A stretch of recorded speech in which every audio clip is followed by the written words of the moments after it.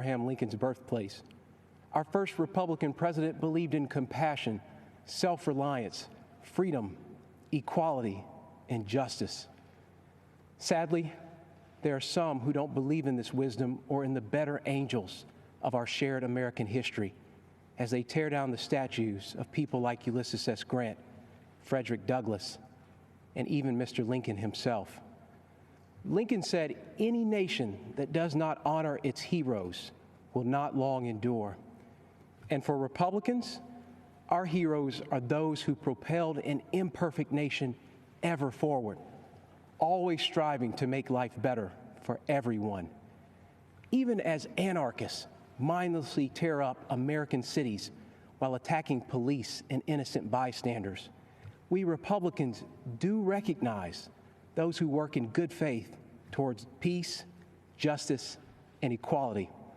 In fact, it was General Dwight Eisenhower, a future Republican president, who said, "Democracy is a system that recognizes the equality of humans before the law." Whether you are the family of Breonna Taylor or David Dorn, these are the ideals that will heal our nation's wounds.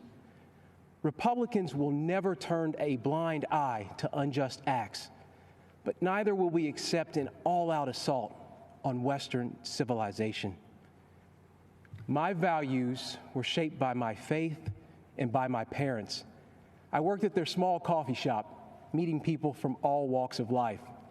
And I realized something. No matter who we are, everyone needs a cup of coffee. That lesson stuck with me because despite our differences, we all want the same things: for our children to have more opportunities than we did, to feel the dignity of work, and to believe that if you play by the rules, you can make a good life for yourself and your family. So the question is, will we choose the path that gives us the best chance to meet those universal desires? Or will we go backward to a time when people were treated like political commodities who can't be trusted to think for themselves? I think often about my ancestors who struggled for freedom. And as I think of those giants and their broad shoulders, I also think about Joe Biden, who says, "If you aren't voting for me, you ain't black," who argued that Republicans would put us back in chains, who says there is no diversity of thought in the black community. Mr. Vice President, look at me. I am black.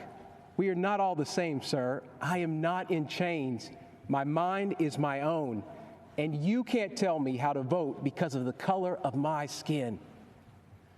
Joe Biden is a backwards thinker in a world that is craving forward-looking leadership.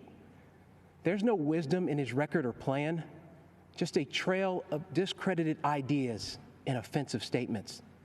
Joe Biden would destroy jobs, raise our taxes, and throw away the lives of countless unborn children.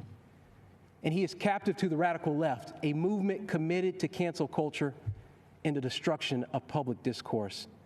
They believe your skin color must dictate your politics.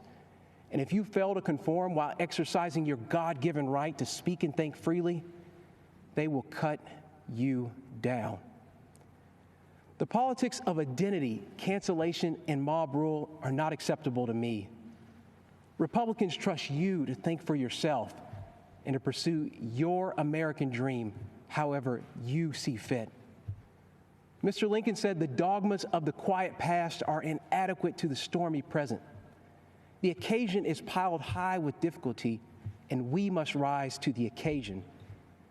I believe Donald Trump can meet Lincoln's mandate, even as Joe Biden remains trapped by his own failed record and by the radicals who dominate his party. Let's be honest, no one is excited about Joe Biden, and so I ask you to judge the record. On criminal justice reform, Joe Biden couldn't do it, but President Trump did.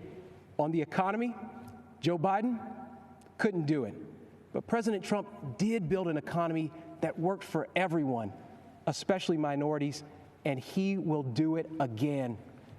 And on immigration, Joe Biden promises more to illegal immigrants than he does to you. But President Trump believes his highest duty is to the American worker. The choice is clear. Let me close with something my mom told me. This country's many faces comprise a family, not separate parts to be divided against each other. And like any family, we care for one another. We grieve together. We share our burdens and our struggles, and we celebrate our successes. And though we fuss and fight, we are not enemies. We are Americans, united by a collective faith in our Constitution and laws and the fundamental fairness they represent. We are defenders of life and of individual liberty, and we carry the mantle of Eisenhower and of Reagan to be a force for good in this world, and one that must always be reckoned with. That's my Republican Party, the party of Lincoln, that believes America is an indispensable nation, an evergreen tree, standing tall in a turbulent world. And that's why I am voting for Donald Trump for president. Thank you, and God bless.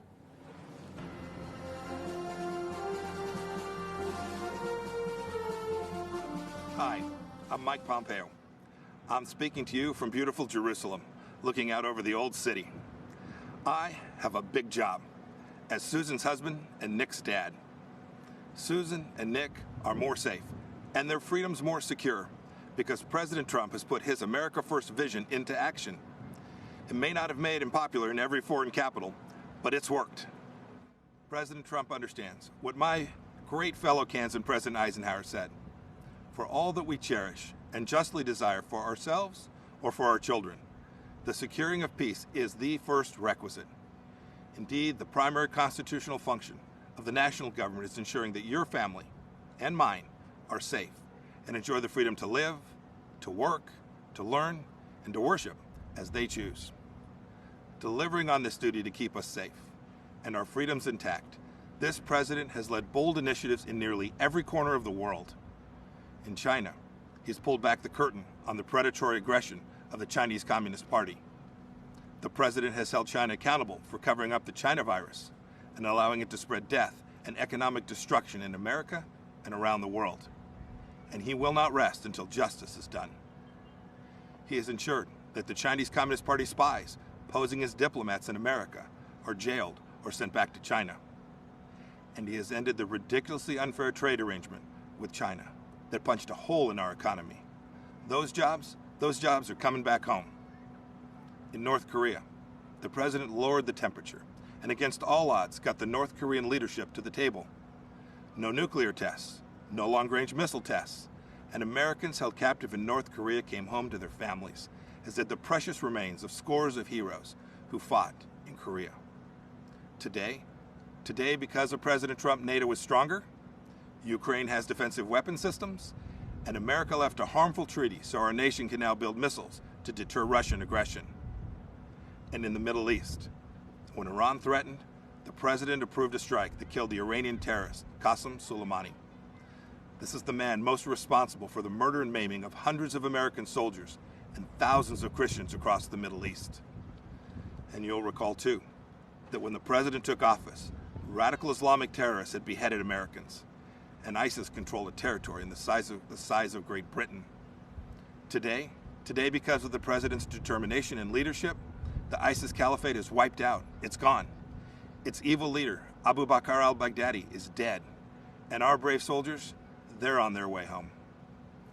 The president exited the U.S. from the disastrous nuclear deal with Iran and squeezed the Ayatollah, Hezbollah, and Hamas.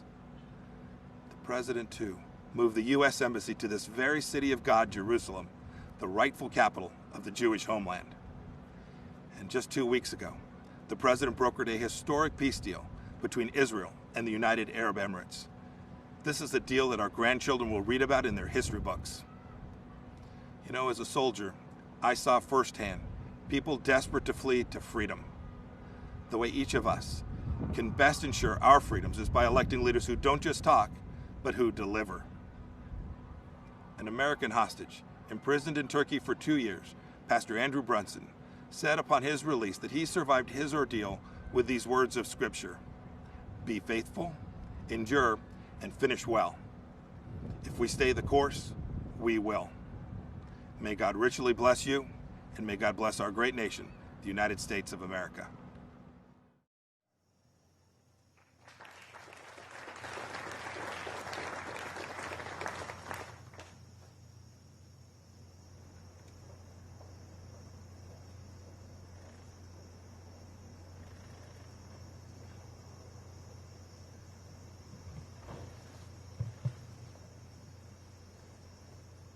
All right, everybody. Well, I have a moment here to welcome you to News Now from Fox. Pilar Arias here. We are replaying last night's Republican National Convention. This is going to be Melania Trump's speech in the newly renovated Rose Garden at the White House. Now, you might be wondering, hey, what's the radar going on the right-hand side of your screen? That is the track of Hurricane Lara.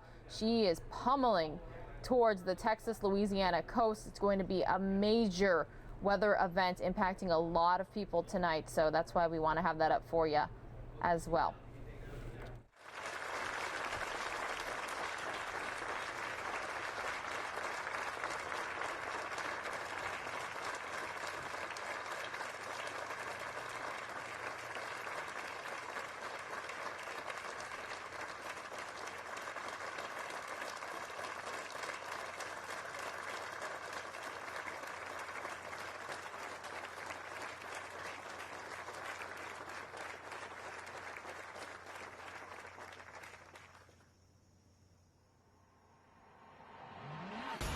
It is my great honor to present First Lady Melania Trump.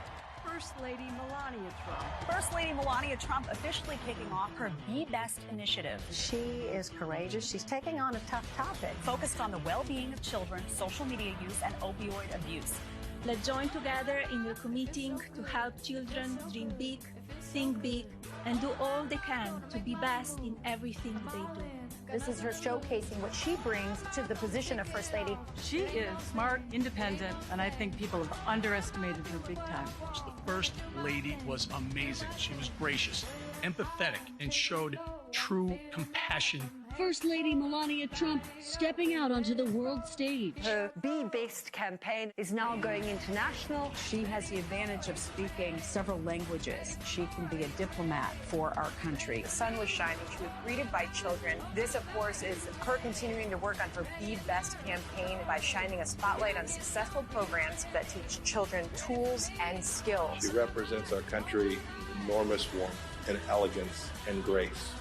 Throughout history, women have made lasting impacts on society, and these women represent the strength of the female spirit. As First Lady of the United States, I'm proud of what this country continues to do for women. We as women must continue using our great tool of empowerment, our voices. It was a very important moment for Melania Trump. This was a really prominent week for her. The iconic White House Rose Garden has been renovated for the first time in 60 years. When the history books are written, there should be a special chapter reserved for our First Lady. She is an incredible First Lady. An amazing mother, an incredible woman, First Lady Melania Trump.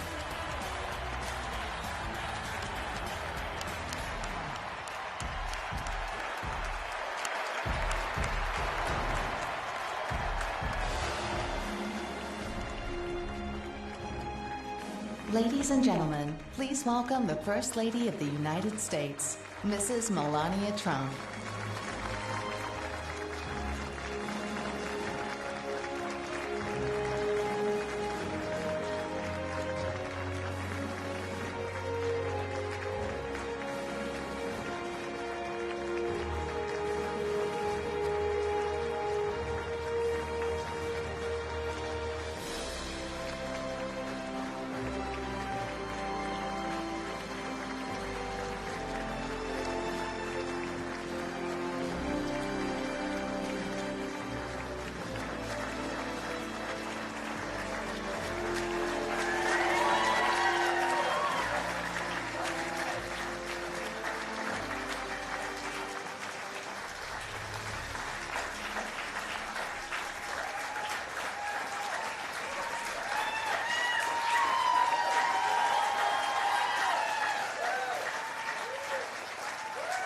Good evening. It seems like just yesterday that we were at our first convention, where my husband accepted the Republican nomination and then became our 45th President of the United States. Yet the energy and enthusiasm for who should lead this nation, it is real today as it was 4 years ago. I know I speak for my husband and the entire family when I say we have not forgotten the incredible people who were willing to take a chance on the businessmen who had never worked in politics. We know it was you who elected him to be commander-in-chief, and we know it is you who will carry us through again. We were humbled by the incredible support then, and we are still grateful today. I want to acknowledge the fact that since March, our lives have changed drastically. The invisible enemy, COVID-19, swept across our beautiful country and impacted all of us. My deepest sympathy goes out to everyone who has lost a loved one, and my prayers are with those who are ill or suffering. I know many people are anxious and some feel helpless. I want you to know you are not alone.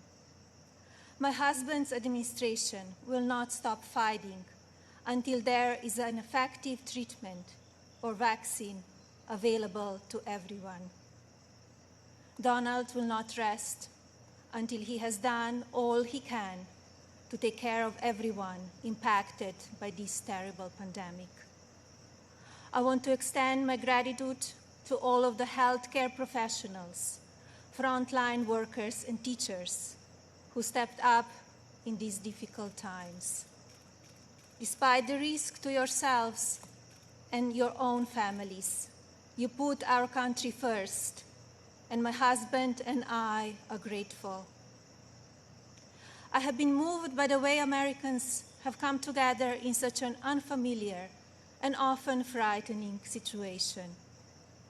It is in times like this that we will look back and tell our grandchildren that through kindness and compassion, strength and determination, we were able to restore the promise of our future. Businesses stepped up and volunteers stepped in. People were eager to share ideas, resources, and support of all kinds with neighbors and strangers alike. It has been inspiring to see what the people of our great nation will do for one another, especially when we are at our most fragile. Speaking of strength and determination, we recently celebrated the 100-year anniversary of the passage of the 19th Amendment. Yesterday, on the North Lawn of the White House, we unveiled an exhibit dedicated to women's suffrage. The exhibit called on children from across the country to send art honoring the meaning of this important time in women's history. When I was judging the entries, I reflected on the impact of women's voices in our nation's story, and how proud I will be to cast my vote again for Donald this November. We must make sure that women are heard and that the American dream continues to thrive. Growing up as a young child in Slovenia, which was under communist rule at the time, I always heard about an amazing place called America, a land that stood for freedom and opportunity. As I grew older, it became my goal to move to the United States and follow my dream of working in the fashion industry. My parents worked very hard to ensure our family could not only live and prosper in America, but also contribute to a nation that allows for people to arrive with a dream and make it reality. I want to take the moment to thank my mother and father for all they have done for our family. It is because of you that I'm standing here today.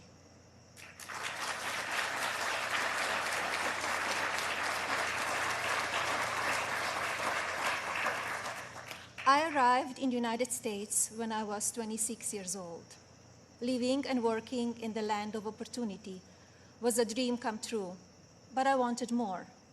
I wanted to be a citizen. After 10 years of paperwork and patience, I studied for the test in 2006 and became an American citizen.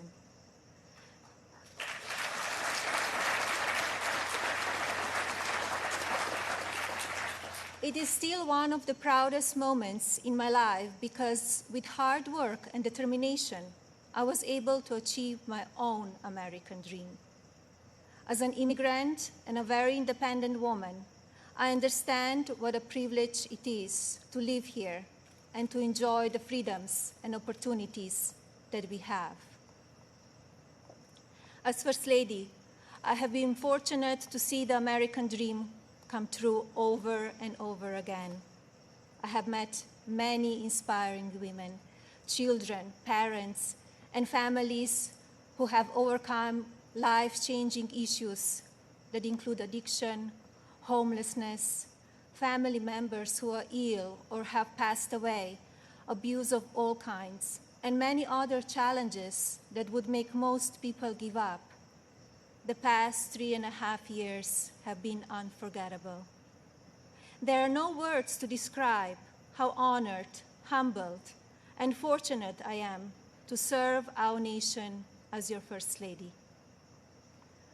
After many of the experiences I've had, I don't know if I can fully explain how many people I take home with me in my heart each day. From brave soldiers who give up so much so that we can be free, to children of all circumstances who I have met around the world. Thank you for inspiring me. It is my greatest honor to serve you. When I speak to members of the military, despite sacrificing time with their families, experience the fear of war or suffering loss, they have no regrets about serving our country. The same goes for their families and the families of first responders who often watch their loved ones walk out the door, not sure if or when they will come home. When I speak to families who have lost someone, the pain mixed with pride I hear in their voices is something I think about often. So thank you to all who serve our country in the military and as first responders. And thank you to the families who wait for them. You are our heroes in your own right. I have also been moved by the many children and families I've spent time with at hospitals, schools, and other locations around the world. Children who are dealing with pain or illness that would break even the strongest adult. Parents who are grateful to wake up every day and see that their child is still alive. These families are a testament to what faith and medicine, strength and science can do. On my first international trip as First Lady, my husband and I visited places of great significance to the three major religions: Islam, Christianity, and Judaism. One special memory from that trip is of a young boy I had privilege of visiting while at Bambino Gesù Hospital in Rome, Italy. While there, I read the little boy a story and learned that he and his family had been waiting for a heart for a very long time, and he had a grim prognosis. His situation brought my staff and me to tears, and we spoke of a little else as we flew to Belgium for the next part of our trip. Upon landing just a few hours later, we learned that a heart had been donated and would be going to the little one. I think about him often, along with so many amazing and strong young patients across our own country. More profound and sadly unavoidable examples of our country's strength and character have occurred in the communities that have been impacted by natural disasters. Hurricanes, tornadoes, and flooding may show the ugly side of Mother Nature, but in their aftermath, they can show us a beautiful side of humanity. My husband and I have visited many places that have been affected by natural disaster, And we are deeply moved by the strength of the people who have lost everything and the kindness of neighbors and communities. The common thread in all of these challenging situations is the unwavering resolve to help one another. I recognize the stories I just told about people who survive extraordinary circumstances. But Donald and I are also inspired by the millions of Americans who wake up each day with a simple yet courageous goal of providing for their families and keeping them safe. You are the backbone of this country. You are the people who continue to make the United States of America what it is, and who have the incredible responsibility of preparing our future generations to leave everything even better than they found it. Just as you are fighting for your families, my husband, our family, and the people in this administration are here fighting for you. No matter the amount of negative or false media headlines or attacks from the other side, Donald Trump has not and will not lose focus on you. He loves this country, and he knows how to get things done. As you have learned over the past 5 years, he's not a traditional politician. He doesn't just speak words. He demands action, and he gets results. The future of our country has always been very important to him, and it is something that I have always admired. In fact, it is to help ensure a better future for our next generation that I launched Be Best, my initiative to help children achieve their fullest potential. Be Best has one simple goal: teaching youth about the importance of their well-being, both mentally and physically. This also includes understanding online safety and the dangers of opioid and drug abuse. Through Be Best, my office and I have been able to highlight people, programs, and organizations that are doing extraordinary things in our country and around the world. I continue to believe that by shining a light on these positive examples, others across the country and globe will become inspired to do their part for our next generation. Helping children is not a political goal. It is our moral imperative. When I think back to a defining moment of Be Best, my mind goes to a trip I took to Africa. On that vast and beautiful continent, I was able to visit the countries of Ghana, Malawi, Kenya, and Egypt. One of those visits, in particular, had a profound impact on me.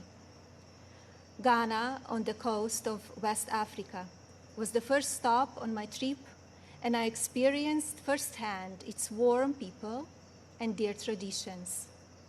While there, I visited the Cape Coast Castle and learned more about the beginning of a cruel and often deadly journey in the era of the slave trade. I was horrified when I listened to the guide tell me so many inhumane stories, and I gained new perspectives. It is time in our history we must never forget, so that we can ensure that it never happens again. Like all of you, I have reflected on the racial unrest in our country. It is a harsh reality that we are not proud of parts of our history.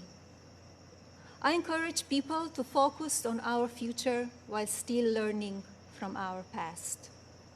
We must remember that today we are all one community comprised of many races, religions, and ethnicities. Our diverse and storied history is what makes our country strong, and yet we still have so much to learn from one another. With that in mind, I like to call on the citizens of this country to take a moment, pause, and look at things from all perspectives, I urge people to come together in a civil manner so we can work and live up to our standard American ideals. I also ask people to stop the violence and looting being done in the name of justice, and never make assumptions based on the color of a person's skin. Instead of tearing things down, let's reflect on our mistakes, be proud of our evolution, and look to our way forward. Every day, let us remember that we are one nation under God, and we need to cherish one another. My husband's administration has worked to try and effect change when it comes to issues around race and religion in this country. He is the first president to address a special session of the United Nations General Assembly to call upon countries across the world to end religious persecution and honor the right of every person to worship as they choose. He has made substantial investments in our historically black colleges and universities. This president also continues to fight for school choice, giving parents more options to help their children flourish. My husband knows how to make a real change. From the day that I met him, he has only wanted to make this country the best it can be. For many years, I watched him grow concerned and frustrated, and I'm so proud to see the many things he has done in such a short time. America is in his heart. So while at times we only see the worst of people and politics on the evening news, let's remember how we come together in the most difficult times.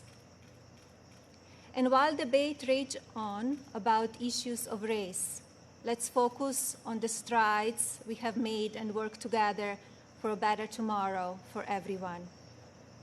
Our administration has also devoted historic resources and produced life-saving results by raising awareness around opioid addiction and drug abuse, especially for children.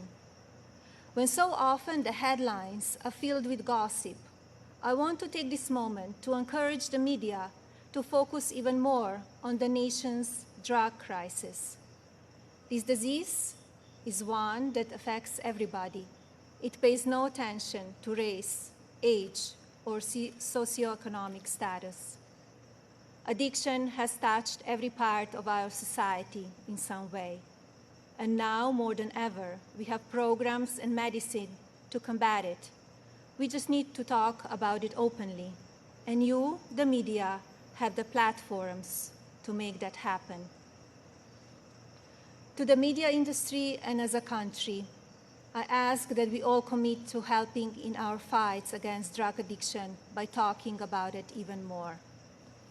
Especially as we battle the COVID pandemic, we need to remember that suicides are on the rise as people who are struggling with loneliness and addiction feel they have nowhere to turn.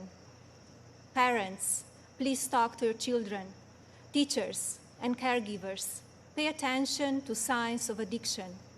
Lawmakers, pass legislation that allows those who ask for help to do so safely and without fear, and to provide resources for organizations that help people impacted by addiction. When the stigma is removed, people will no longer be ashamed to ask for help, and lives will be saved. And if you are struggling with addiction, there is no shame in your illness. Please seek help. You are worth it.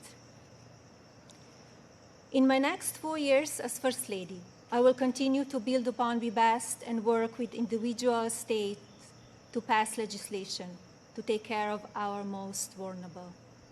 I plan to continue the work I have started with children in foster care, as well as the minority communities and tribal nations.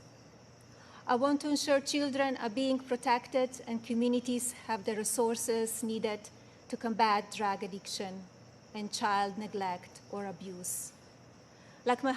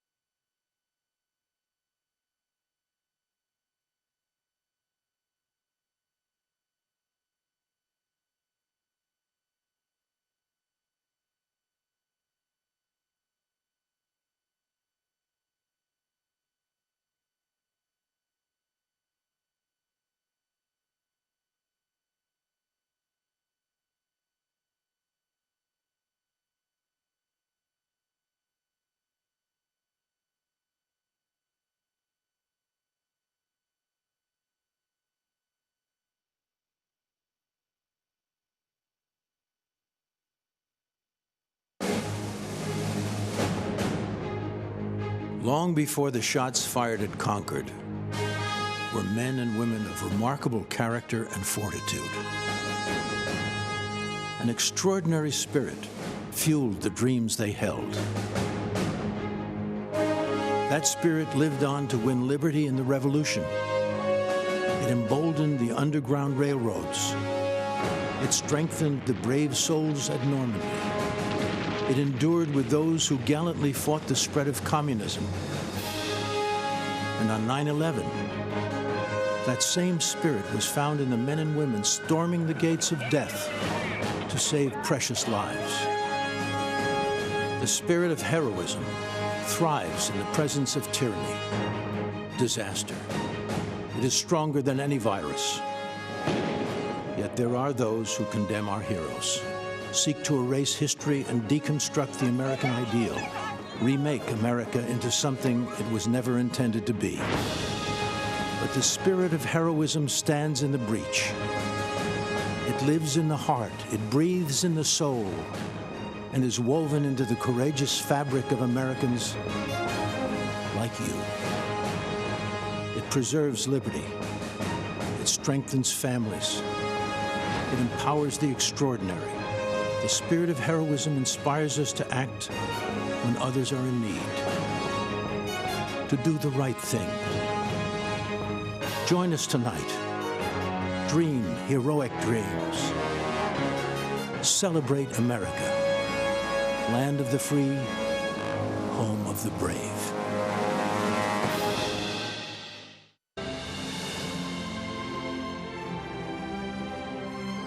from Washington, D.C., welcome to the 2020 Republican National Convention. Tonight, celebrating America as the land of heroes.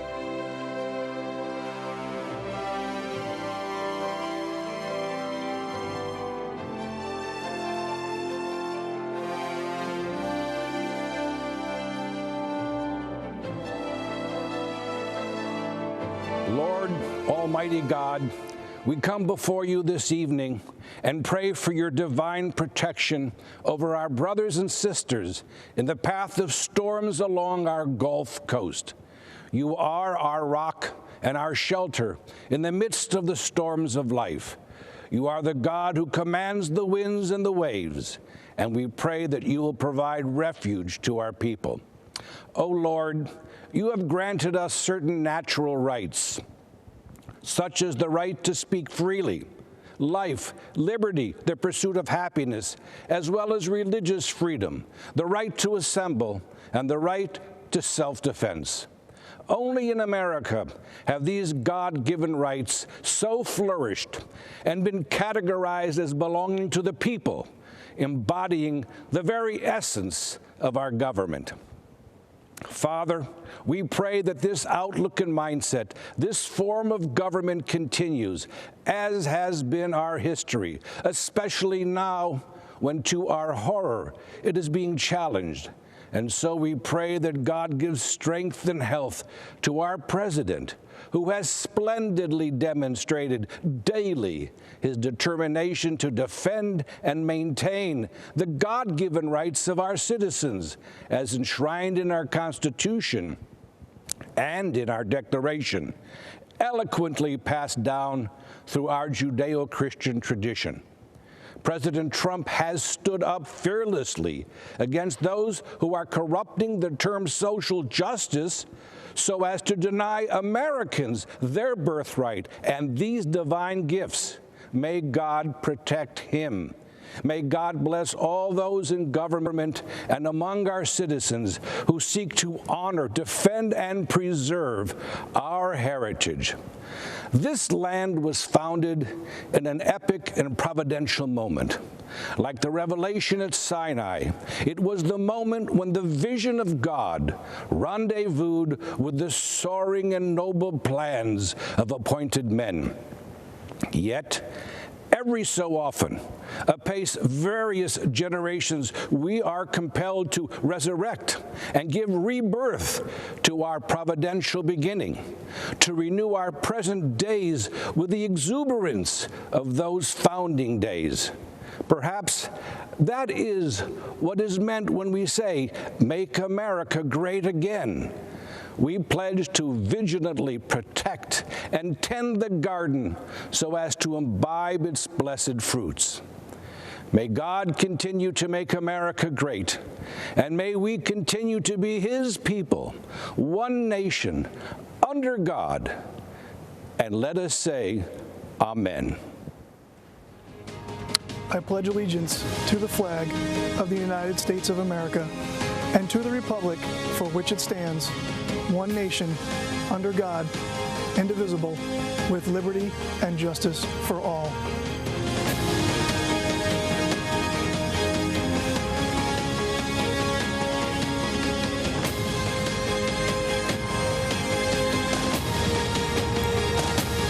Good evening. I'm Governor Kristi Noem of South Dakota. I'm here tonight because I believe America is an exceptional nation, founded on three principles: equality, freedom, and opportunity. But today, our founding principles are under attack. This year, the choice for Americans is between a man who values these ideals and all that can be built because of them, and a man who isn't guided by these ideals, and coincidentally, has built nothing. Remember, America's battle for independence and fight for self-governance was something that had never been done before. Men of great intellect and wisdom, like James Madison, the father of our Constitution, hoped our constitutional republic would last for ages, mitigate the problems that would naturally arise from political factions, and prevent tyranny. Madison also authored much of the Bill of Rights because he understood the natural tendency of government to increasingly encroach on the people's consent, and thus our freedom. He urged his colleagues to adopt these amendments to enshrine in our Constitution the ideals laid out in the Declaration of Independence, that all power comes from the people, that the government is created and ought to be exercised for the benefit of the people. Our Constitution guarantees the right to speak, to assemble, and to worship, the right to arm ourselves as a counterbalance to a standing army, and the right to a fair and equitable criminal justice system. We must fight to protect these foundational rights from government interference and indifference. America is unique in the world. Government's power at all levels is limited to the confines of our Constitution, which protects our God-given liberties and civil rights. We are not and will not be the subjects of an elite class of so-called experts. We, the people, are the government. Now, at times, our country has struggled to live up to our founding principles. Another great American, Abraham Lincoln, knew that struggle better than anybody. When he was just 28 years old, Honest Abe saw wild and furious passions worse than savage mobs, he said, taking the place of reasoned judgment. He was alarmed by the increasing disregard for the rule of law throughout the country. He was concerned for the people that had seen their property destroyed, their families attacked, and their lives threatened or even taken away. These good people were becoming tired of and disgusted with a government that offered them no protection. Sound familiar? It took 244 years to build this great nation, flaws and all. But we stand to lose it in a tiny fraction of that time if we continue down the path taken by the Democrats and their radical supporters.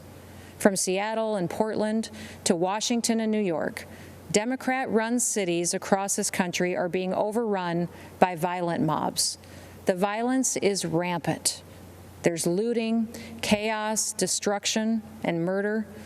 People that can afford to flee have fled, but the people that can't, good, hardworking Americans, are left to fend for themselves.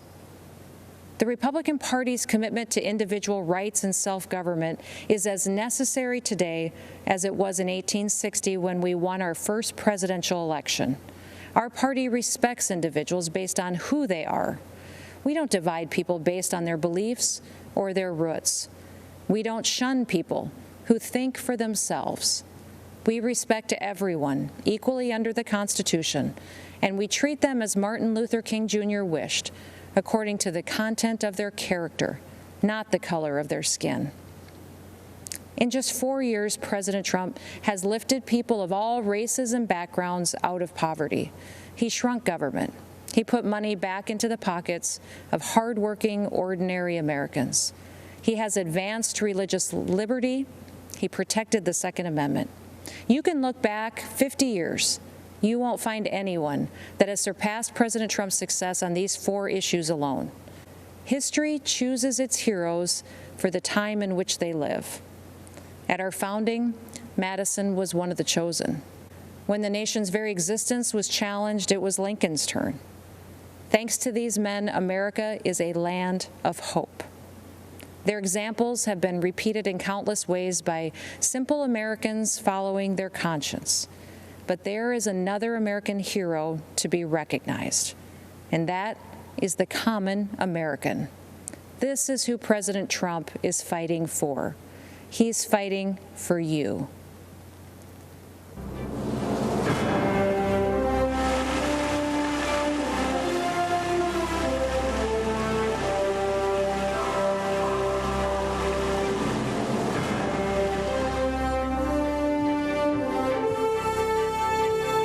I'm Scott Dane. I represent loggers and truckers in Minnesota, but I also represent a way of life. Logging's been a part of the great American story from the beginning.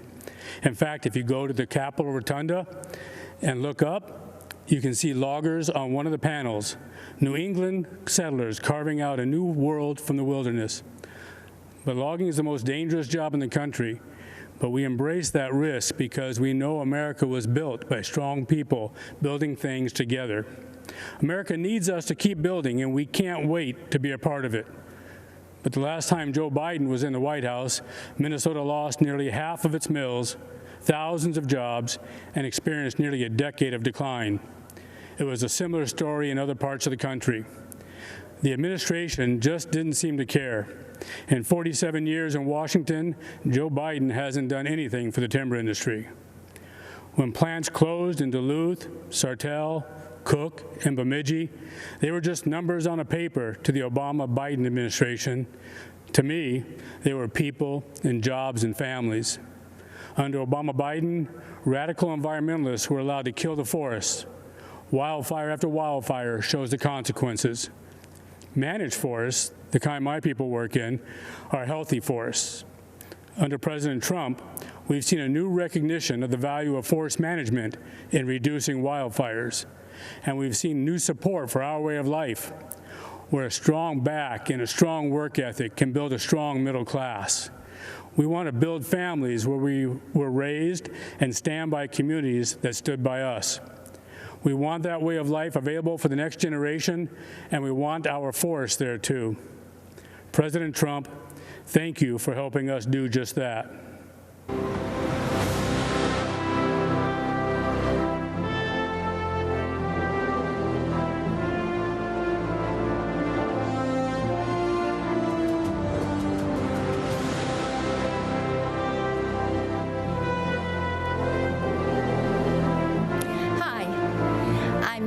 Senator Marsha Blackburn from Tennessee. America is a nation of heroes. In times of difficulty, we're reminded that they're all around us. They're in the line with us at the grocery store, in the pew with us at church. They're the regular Americans who step up to volunteer and serve when we need them most. They've stood at the forefront throughout this pandemic. The emergency room nurses who go back shift after shift.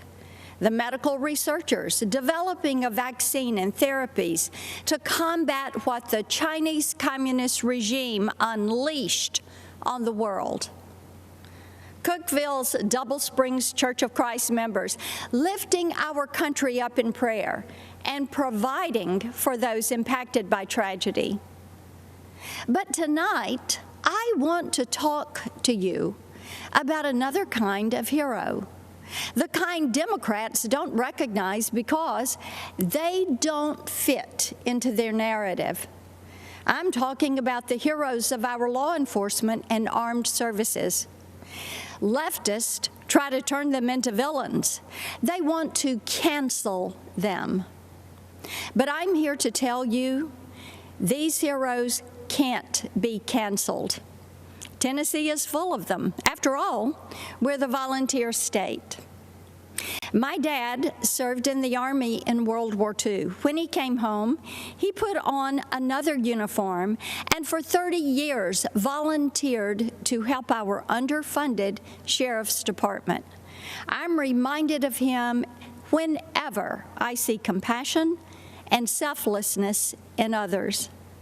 When I see law enforcement officers put their lives on the line every single day to keep our communities safe, in spite of the hatred thrown at them.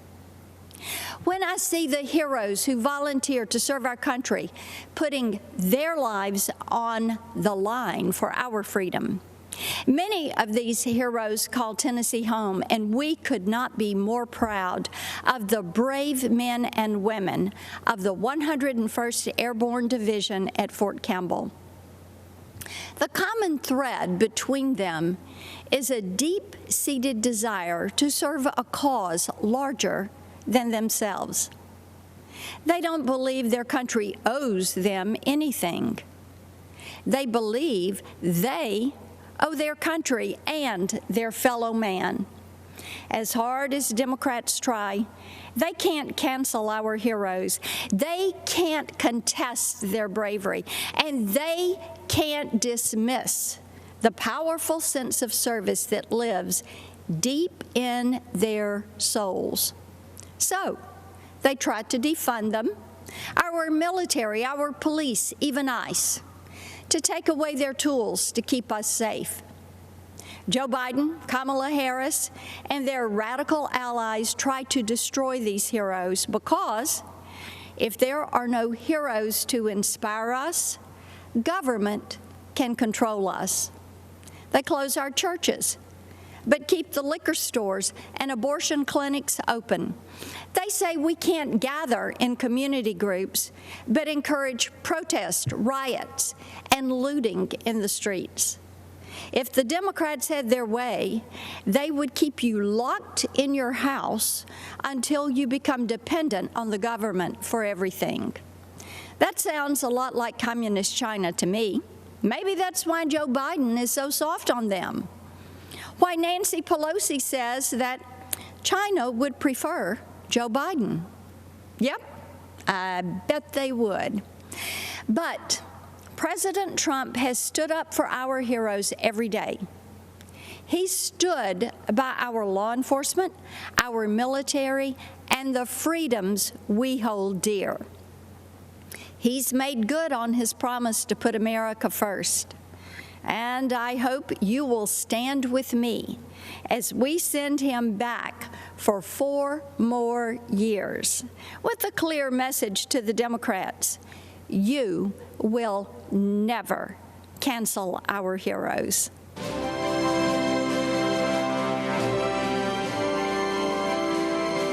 Hi, I'm Congressman Dan Crenshaw.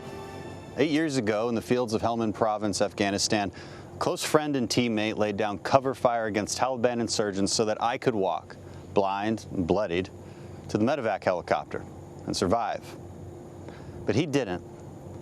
Dave Warson was killed 2 months later. He died a hero to this great country. Here's the truth about America. We are a country of heroes. I believe that, so should you.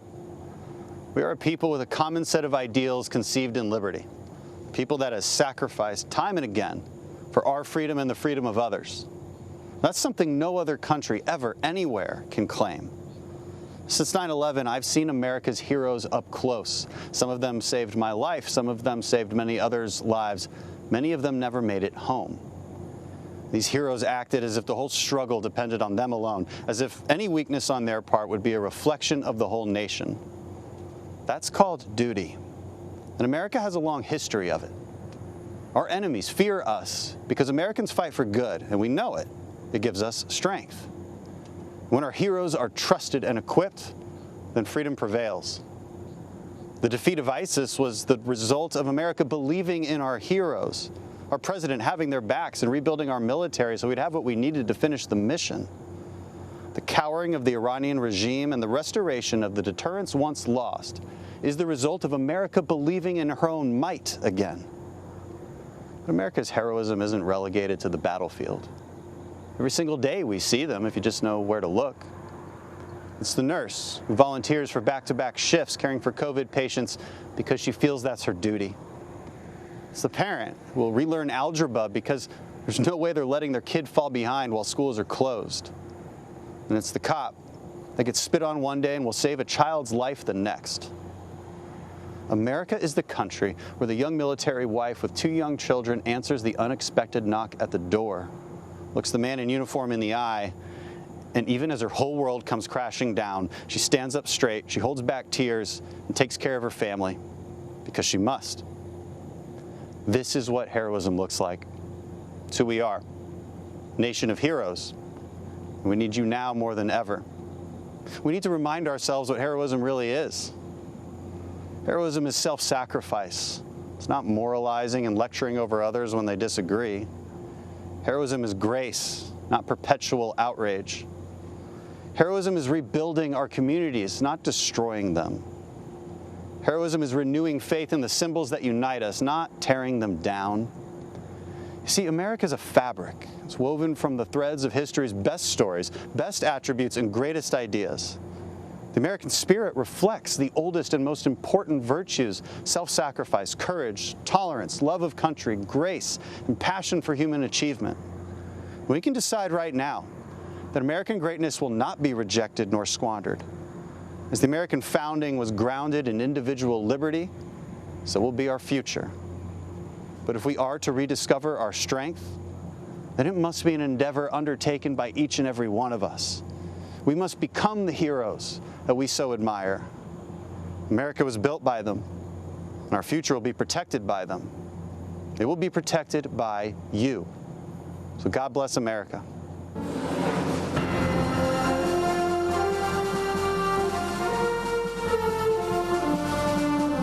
Good evening. I'm retired Lieutenant General Keith Kellogg. In 1967, at the age of 22, I volunteered to serve my country in Vietnam. From the jungles of Vietnam to the deserts of Iraq, I have gone where my nation asked. I have borne witness to soldiers' last moments on earth, their lives spent in hope and promise of a better future for all Americans. I was in the Pentagon on September 11th, 2001. I lost friends there that day.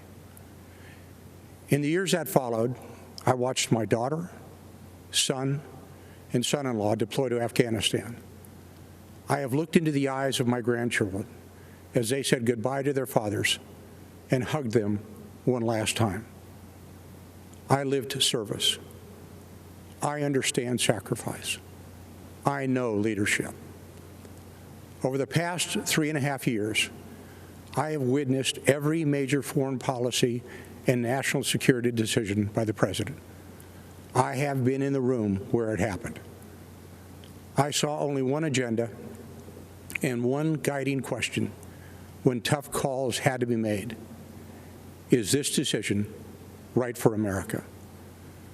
When President Donald Trump took office, decades of failed foreign policy had crippled us. He faced wars without end in sight, creation of failed states like Libya and Syria, a past that allowed a terrorist caliphate to grow, and leadership in Washington that allowed our military to atrophy while we spent trillions of dollars abroad instead of investing at home. President Trump has reversed the decline of our military and restructured our national security strategy. With historic investment and vision, our military is now better equipped, better resourced, and better manned than any military in the world. President Trump demolished the terrorist ISIS caliphate in the Middle East and eliminated its leader, al-Baghdadi, one of the world's most brutal terrorists. President Trump took decisive action against Iranian terrorist mastermind, Qasem Soleimani, a man responsible for deaths of hundreds of American servicemen in Iraq. When our NATO allies failed to meet their commitments as we upheld ours, President Trump demanded parity. NATO members have now increased their contributions over $100 billion this year, and NATO's Secretary General credits President Donald J. Trump. President Trump challenged and continues to challenge an ever increasingly provocative and militant China. But make no mistake, President Trump is no hawk. He wisely wields the sword when required, but believes in seeking peace instead of perpetual conflict.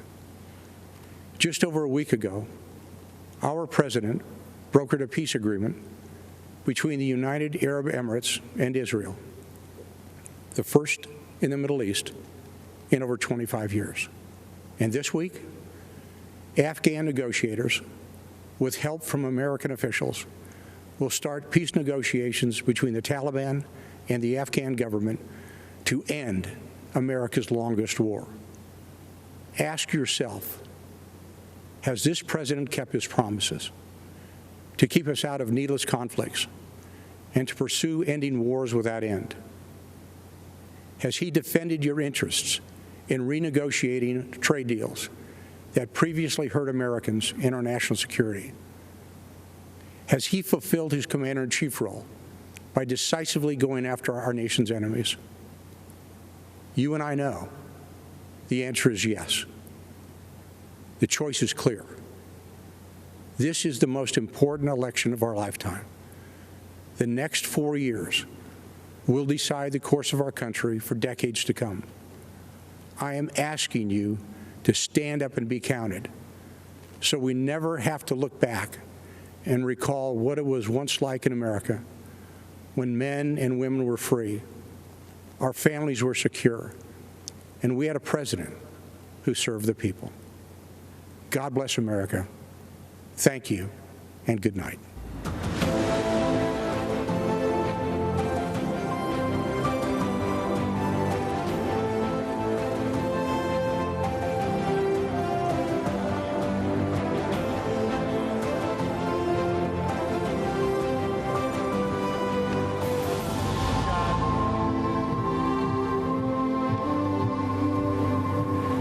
Good evening. My name is Tara Myers. Tonight, I am here as a wife and mother to share how education freedom has personally impacted my family, especially the life of my son Samuel. Before Samuel was even born, I was told his life wouldn't be worth living. When early tests revealed he had Down syndrome, our doctor encouraged me to terminate the pregnancy.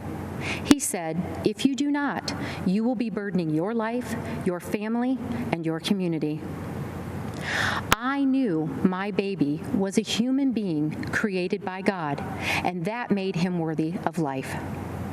I am thankful that President Trump values the life of the unborn. When we went to register Samuel for kindergarten, we were told to just put him where he would be comfortable. Don't stress him out by trying to teach him. When we pushed for him to attend his neighborhood school with his sisters, we were told, just go home and let us do what we do. When I inquired about functional learning, I was told, this is all you get, like it or not. Well, I did not like it. One size did not fit all. So, I helped fight to pass legislation in Ohio for a special needs scholarship so that all students could choose the right program for their needs. I worked to start a new functional learning program at our local private school. Finally, Samuel had an appropriate place to learn. Last December, Samuel was invited to the White House to meet our president and share his thoughts on education freedom. He said, "School choice helped my dreams come true. My school taught me the way I learn best. I was able to fit in. I made many friends. I became a part of my community. My teachers helped me become the best I can be." President Trump shook my hand and said, "Wonderful job, Mom. Your son is amazing." Unlike the doctor who told me to end Samuel's life before it even began, President Trump did not dismiss my son. He showed Samuel he valued him and was proud of what he accomplished. President Trump gave Samuel an equal seat at the table. Tonight, I would like to extend my thanks to President Trump and his administration for their work towards making every student's dream of a meaningful education a reality, and for fighting to ensure every child in America has an equal seat at the table of education freedom and an equal opportunity in life. Thank you, and may God bless America.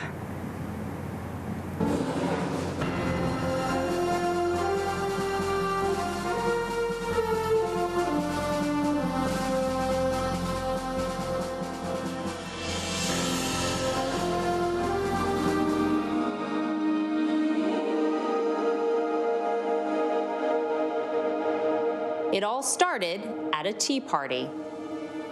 13 years before the American Civil War, civil unrest and division separated countrymen into two opposing camps. One determined to keep African American people enslaved, the other determined to see all people free. Elizabeth Cady Stanton and Lucretia Mott felt the call to fight for that freedom when they were selected as delegates for an anti-slavery convention. But upon arrival, were told they could not speak or vote at the male-dominated event. On July 9, 1848, Mott, Stanton, and 3 other women met for tea. By the end of the day, they'd formed a coalition with the sole purpose of gaining the right for women to vote, so they in turn would be free to fight for the freedoms of others.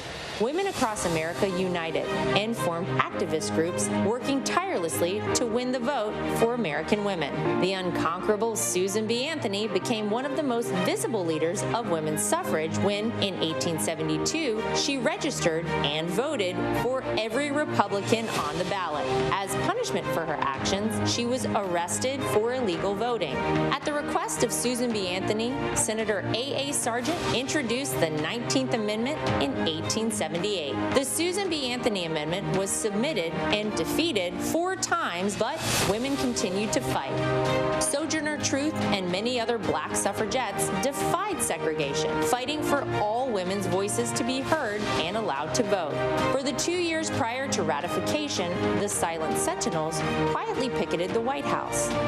Finally, when Republicans regained control of Congress, on August 26, 1920, the Equal Suffrage Amendment was signed into law. Women's suffrage movement took 72 years and would change the lives of women forever. The victory was achieved peacefully through the valiant efforts of women patriots and the democratic process. 100 years later, in a bold declaration of rights for women, President Trump granted a full pardon to Susan B. Anthony on the 100th anniversary of the 19th Amendment's ratification. Women's suffrage was born from a desire to fight for the freedom of others. Now, we, the great patriots of America, will band together once again, and with one unified voice, we will vote for freedom.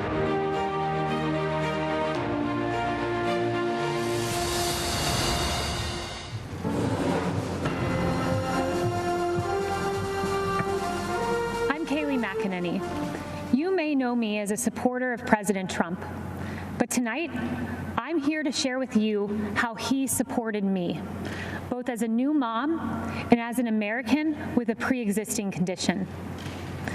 When I was 21 years old, I got a call that changed my life. It was my doctor informing me that I had tested positive for the BRCA2 genetic mutation, a mutation that put my chances of breast cancer at 84%. It was the same mutation that my mom had, compelling her to get a preventative double mastectomy, removing her breast tissue, but protecting her from a disease that has taken far too many of our mothers, our sisters, our friends. In my family, 8 women alone were diagnosed with breast cancer, several in their young 20s. I now faced the same prospect. For nearly a decade, I was routinely at Moffitt Cancer Center, getting MRIs, ultrasounds, and necessary surveillance. During these visits, I crossed paths with brave women battling cancer and fighting through chemotherapy. They were a testament to American strength. They are American heroes. On May 1st, 2018, I followed in my mother's footsteps, choosing to get a preventative mastectomy. I was scared. The night before, I fought back tears as I prepared to lose a piece of myself forever. But the next day, with my mom, dad, husband, and Jesus Christ by my side, I underwent a mastectomy, almost eliminating my chance of breast cancer, a decision I now celebrate. Breast reconstruction has advanced remarkably. While it is an individual's decision, my doctor and I chose a course of surgery that left me virtually unchanged. But more important than physical results, I developed a strength and a confidence that I carry with me. During one of my most difficult times, I expected to have the support of my family, but I had more support than I knew. As I came out of anesthesia, one of the first calls I received was from Ivanka Trump. As I recovered, my phone rang again. It was President Trump calling to check on me. I was blown away. Here was the leader of the free world caring about my circumstance. At the time, I had only met President Trump on a few occasions.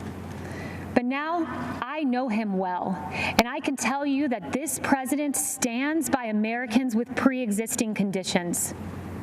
In fact, President Trump called me this morning. I spoke with him several times today, and he told me how proud he was of me for sharing this story. The same way President Trump has supported me, he supports you. I see it every day. I've heard him say the hardest part of his job is writing to loved ones of fallen soldiers. I've seen him offer heartfelt outreach to grieving parents who lost their children to crime in the streets.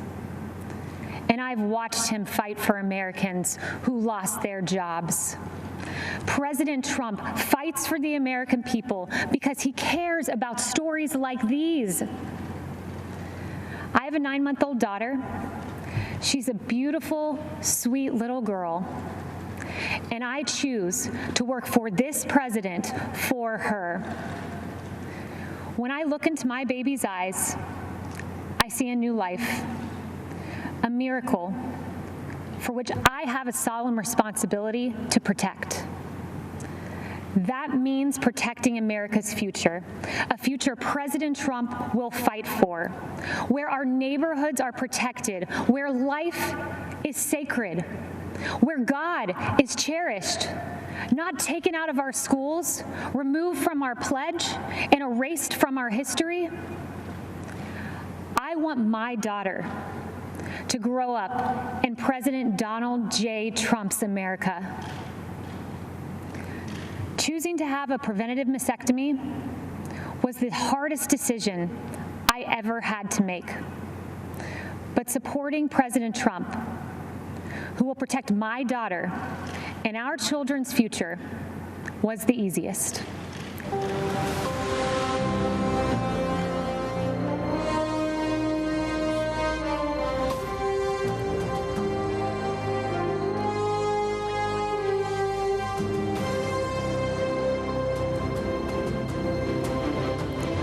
Good evening. I'm Karen Pence. My husband is Vice President Mike Pence. 100 years ago today, the 19th Amendment was adopted into the United States Constitution, guaranteeing women the right to vote. Because of heroes like Susan B. Anthony and Lucy Stone, women today, like our daughters, Audrey and Charlotte, and future generations, will have their voices heard and their votes count. The women's suffrage movement was the gateway that led to women having the opportunities to achieve monumental milestones and accomplish significant achievements in both civic and governmental roles. This evening, we look at heroes in our land. As Second Lady of the United States for the past 3.5 years, I have had the honor of meeting many heroes across this great country. The Pences are a military family. Our son Michael serves in the United States Marines, and our son-in-law Henry serves in the U.S. Navy. And one of my key initiatives is to elevate and encourage military spouses. These men and women, like our daughter Charlotte and our daughter-in-law Sarah, are the home front heroes. I have been privileged to hear so many stories of selfless support, volunteer spirit, and great contributions to the armed forces and our communities. You know, military spouses may experience frequent moves and job changes, periods of being a single parent while their loved one is deployed, all while exhibiting pride, strength, and determination, and being a part of something bigger than themselves. To all of the military spouses, thank you. President Trump and Vice President Pence have been supporting our United States Armed Forces, including our military families, on a significant scale.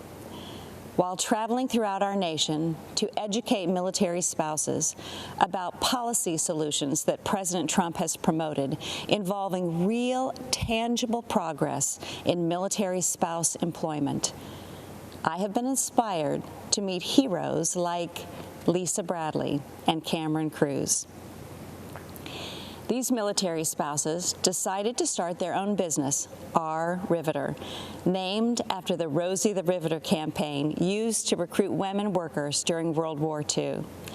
Our Riveter makes beautiful handbags designed and manufactured exclusively by military spouses. And many of those spouses live all over the country. They prepare and send their section of the bags to the company located in North Carolina, where the final product is assembled. Military spouse hero Jalon Hall Johnson in Billings, Montana, is a culinary artist who had dreamed of starting her own restaurant. Working with the Small Business Administration's Development Center, Jalon started her restaurant, The Sassy Biscuit, and she just opened a second restaurant in Dover, New Hampshire. And as the Second Lady, I've also been able to bring awareness to a form of therapy for our heroic veterans suffering from PTSD. Art therapy, facilitated by a professional art therapist, is especially effective with post-traumatic stress disorder. Master Gunnery Sergeant Chris Stowe, a Marine veteran I met in Tampa, who deployed for combat in Iraq and Afghanistan, said nothing had helped him deal with the trauma from his service in the Marines until he finally agreed to meet with the art therapist at Walter Reed Medical Center. Chris credits art therapy with saving his marriage and his life. And Chris went on to establish a glass-blowing workshop to help other vets. Many of our veteran heroes struggle as they transition back into civilian life, and sometimes the stress is too difficult to manage alone. A few weeks ago, I had the honor of speaking with some amazing Americans who answer the Veterans Crisis Line. One in particular, Sydney Morgan, especially impacted me. A veteran herself, Sydney said it is the highest honor of her life until they physically walk into a clinic to receive help they deserve, and she can pass their hand to someone ready to help. In these difficult times, we've all seen so many examples of everyday Americans reaching out a hand to those in need, those who, in humility, have considered others more important than themselves. We've seen healthcare workers, teachers, first responders, mental health providers, law enforcement officers, grocery and delivery workers, and farmers, and so many others. Heroes all. 100 years ago, women secured the right to vote. So let's vote, America. Let's honor our heroes. Let's re-elect President Trump and Vice President Pence for 4 more years. God bless our heroes, and God bless the United States of America. We hold these truths to be self-evident, that all men are created equal, that they are endowed by their Creator with certain unalienable rights, that among these are life, liberty, and the pursuit of happiness. Good evening. I'm Kellyanne Conway. 100 years ago, courageous warriors helped women secure the right to vote. This has been a century worth celebrating, but also a reminder that our democracy is young and fragile. A woman in a leadership role can still seem novel. Not so for President Trump. For decades, he has elevated women to senior positions in business and in government. He confides in and consults us, respects our opinions, and insists that we are on equal footing with the men. President Trump helped me shatter a barrier in the world of politics by empowering me to manage his campaign to its successful conclusion. With the help of millions of Americans, our team defied the critics, the naysayers, the conventional wisdom, and we won. For many of us, women's empowerment is not a slogan. It comes not from strangers on social media or sanitized language in a corporate handbook. It comes from the everyday heroes who nurture us, who shape us, and who believe in us. I was raised in a household of all women. They were self-reliant and resilient. Their lives were not easy, but they never complained.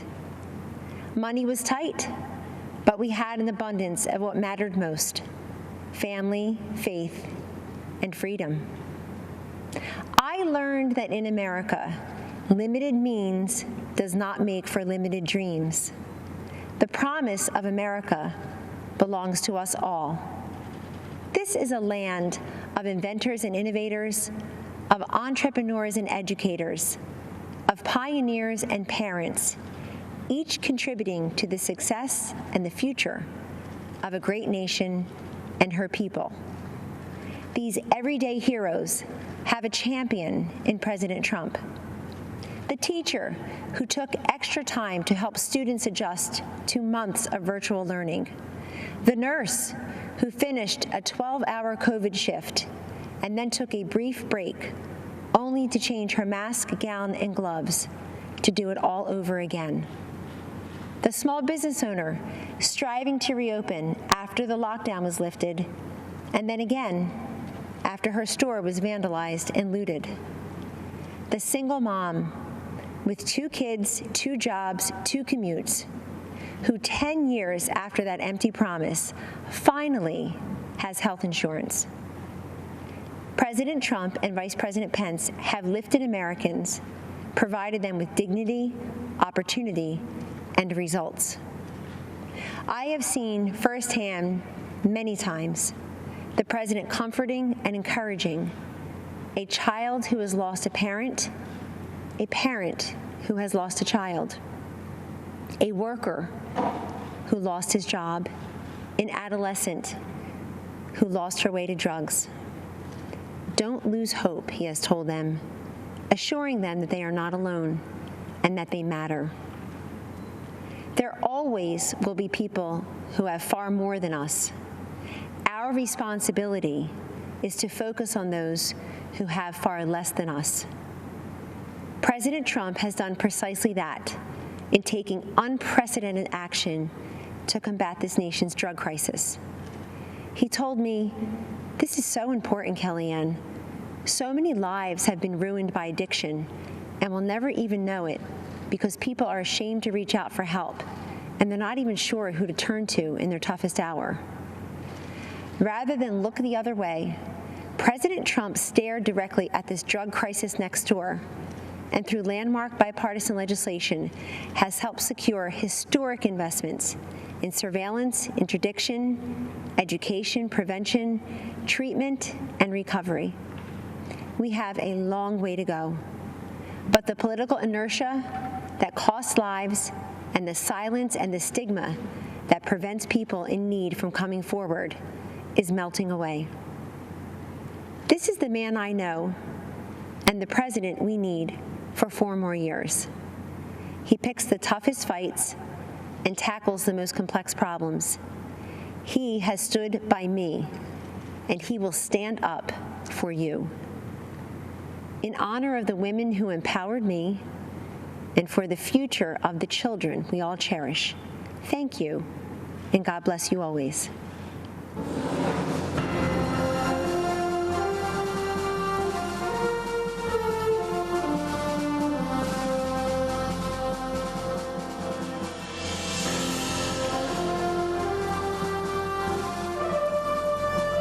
Good evening. I'm Sister Dee Dee Byrne, and I belong to the community of the Little Workers of the Sacred Hearts of Jesus and Mary. Last 4th of July, I was honored to be one of the President's guests at his Salute to America celebration. I must confess that I recently prayed while in chapel, begging God to allow me to be a voice and instrument for human life. And now here I am, speaking at the Republican National Convention. I guess you better be careful for what you pray for. My journey to religious life was not a traditional route, if there is such a thing. In 1978, as a medical school student at Georgetown University, I joined the Army to help pay for my tuition and ended up devoting 29 years to the military, serving as a doctor and a surgeon in places like Afghanistan and Egypt's Sinai Peninsula. After much prayer and contemplation, I entered my religious order in 2002, working to serve the poor and the sick in Haiti, Sudan, Kenya, Iraq, and in Washington, D.C. Humility is at the foundation of our order, which makes it very difficult to talk about myself. But I can speak about my experience working for those fleeing war-torn and impoverished countries all around the world. Those refugees all share a common experience. They have been all marginalized, viewed as insignificant, powerless, and voiceless. And while we tend to think of the marginalized as living beyond our borders, the truth is the largest marginalized group in the world can be found here in the United States. They are the unborn. As Christians, we first met Jesus as a stirring embryo in the womb of an unwed mother and saw him born 9 months later in the poverty of the cave. It's no coincidence that Jesus stood up for what was just and was ultimately crucified because what he said wasn't politically correct or fashionable. As followers of Christ, we are called to stand up for life against the politically correct or fashionable of today. We must fight against a legislative agenda that supports and even celebrates destroying life in the womb. Keep in mind, the laws we create define how we see our humanity. And we must ask ourselves, what are we saying when we go into a womb and snuff out an innocent, powerless, voiceless life? As a physician, I can say without hesitation, life begins at conception. While what I have to say may be difficult for some to hear, I am saying it because I'm not just pro-life, I'm pro-eternal life, and I want all of us to end up in heaven together someday. Which brings me to why I'm here today. Donald Trump is the most pro-life president that this nation has ever had, defending life at all stages. His belief in the sanctity of life transcends politics. President Trump will stand up against Biden and Harris, who are the most anti-life presidential ticket ever, even supporting the horrors of late-term abortion and infanticide. Because of his courage and conviction, President Trump has earned the support of America's pro-life community. Moreover, he has a nationwide of religious standing behind him. You'll find us here with our weapon of choice, the rosary. So thank you, Mr. President. We are all praying for you.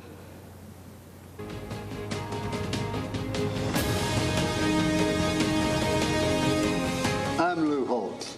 Many of you might know me as Coach Holtz, or maybe that football guy. It is a pleasure, a blessing, and an honor for me to explain why I believe that President Trump is a consistent winner, an outstanding leader, and deserves to be reelected as our president. First, I want you to know that I grew up in a one-bedroom house in West Virginia.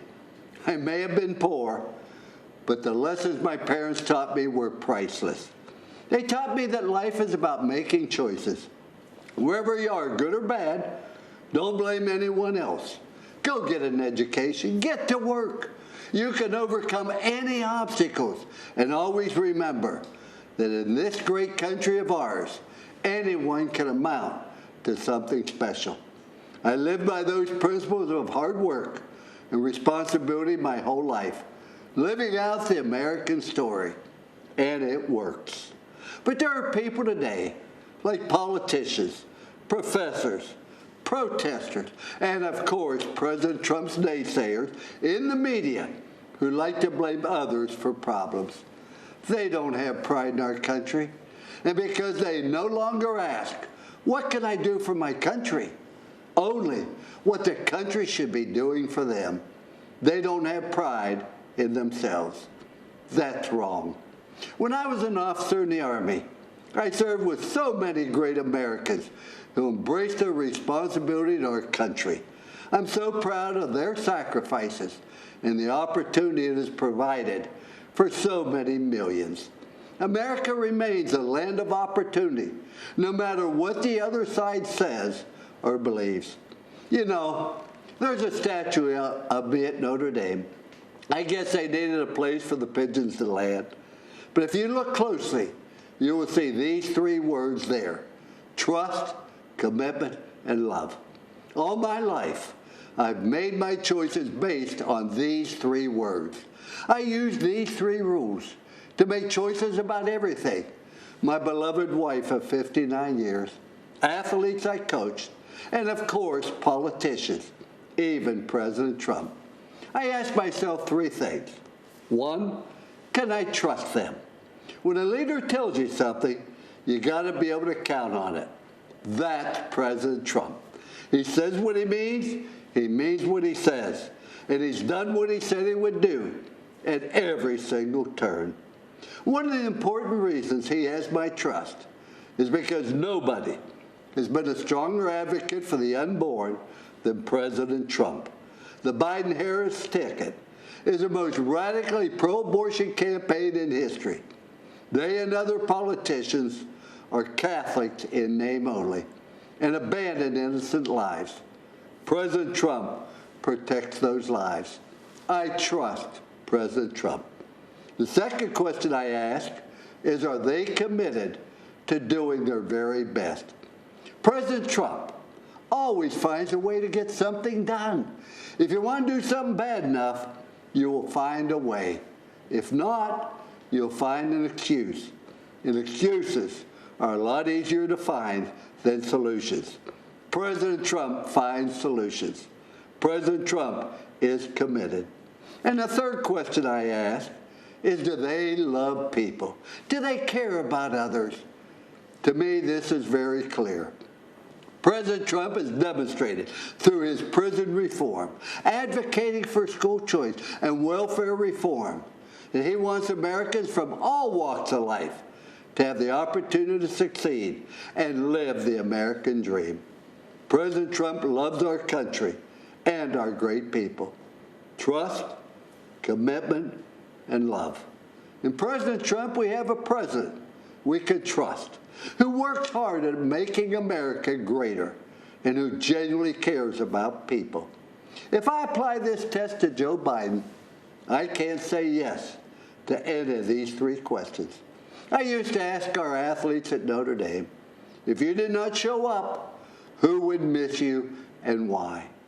Can you imagine what would happen to us if President Trump had not shown up in 2016 to run for president? I'm so glad he showed up. Thank you for showing up, Mr. President. I encourage everyone who loves this country, who loves America, to show up in November for President Trump. Thank you.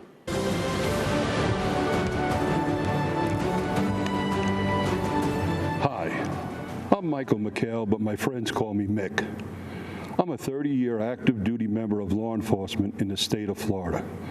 I am also the president of the National Association of Police Organizations, NAPO. Our organization recently endorsed Donald Trump for re-election as President of the United States. Our endorsement recognized his strong support for the men and women on the front lines, particularly during these challenging times. We value his support of aggressive federal prosecution of those who attack our police officers, his signing of the Law Enforcement Mental Health and Wellness Act, and his support for permanently authorizing funds to support 9/11 first responders and their families. Law enforcement officers across the nation take an oath to run towards danger when everyone else is running away. They do so willingly to protect our families and communities. I'm proud that the overwhelming majority of American police officers are the best of the best and put their lives on the line without hesitation. And good officers need to know their elected leaders and the department brass have their backs.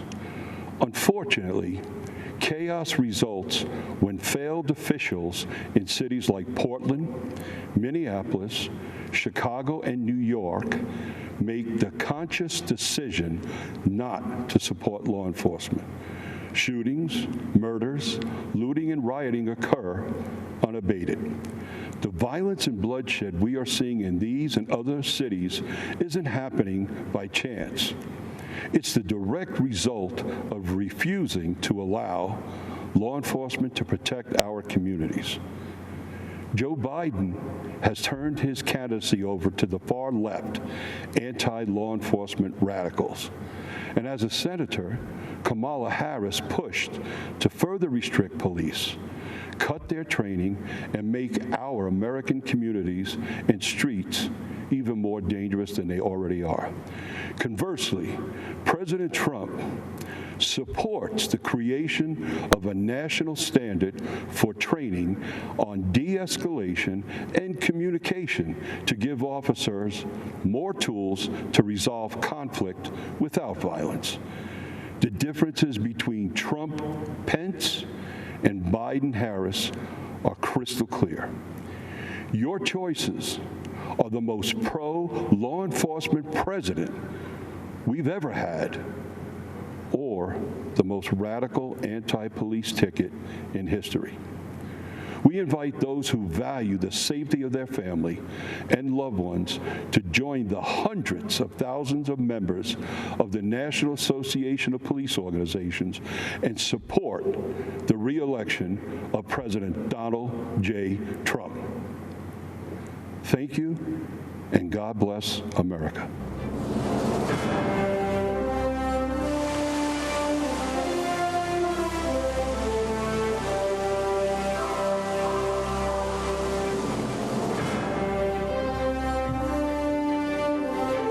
Congresswoman Elise Stefanik, and I am honored to represent New York's 21st Congressional District, the cradle of the American Revolution. It's where almost 250 years ago, brave patriots fought in the battles of Saratoga to turn the tide of the Revolutionary War.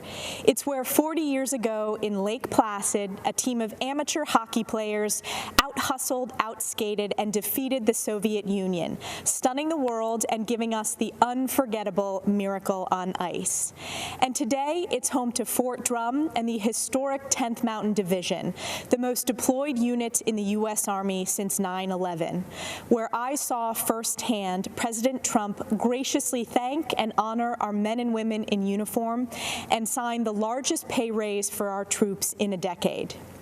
Since our nation's founding, generation after generation of everyday Americans served and sacrificed to preserve and strengthen the American dream, the vision of life, liberty, and the pursuit of happiness, and the idea that if you work hard and dream big, you can achieve anything you imagine. I believe in the American dream because I've lived it. Like millions of Americans, I grew up in a small business family where I learned the values of hard work and determination. I was the first person in my immediate family to graduate from college, ran for Congress to serve upstate New York, and am proudly the youngest Republican woman elected to Congress in history. I am honored to support President Trump for re-election because I know that he is the only candidate who will stand up for hardworking families and protect the American dream for future generations. Since his first day in office, President Trump has fought tirelessly to deliver results for all Americans, despite the Democrats' baseless and illegal impeachment sham and the media's endless obsession with it. I was proud to lead the effort standing up for the Constitution, President Trump, and most importantly, the American people. This attack was not just on the president. It was an attack on you, your voice, and your vote. But the American people were not swayed by these partisan attacks. Our support for President Trump is stronger than ever before. We know what's at stake in this historic election. Americans from all walks of life are unified in support of our president. It's why more Republican women than ever are running for office this year. We understand that this election is a choice between the far-left Democratic socialist agenda versus protecting and preserving the American dream. President Trump is working to safely reopen our Main Street economy. He understands that the engine of our country is fueled by the ingenuity and determination of American workers, entrepreneurs, and small businesses. Joe Biden wants to keep them locked up in the basement and crush them with $4 trillion in new taxes. We face a critical choice. Joe Biden's far-left failed policies of the past 47 years, or President Trump, who will stand up for the American people and the Constitution. I believe in the wisdom and spirit of the American people to elect the only candidate who is capable of protecting the American dream, President Donald J. Trump. Thank you to the North Country for the opportunity to serve as your voice supporting his re-election. God bless the United States of America, the greatest country on earth.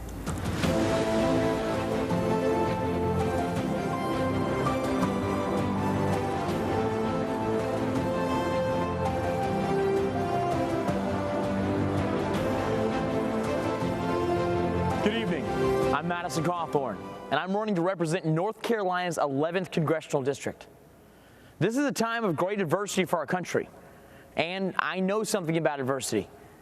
At 18 years old, I was in a horrific car accident that's left me paralyzed from the waist down. Instantly, my hopes and dreams were seemingly destroyed.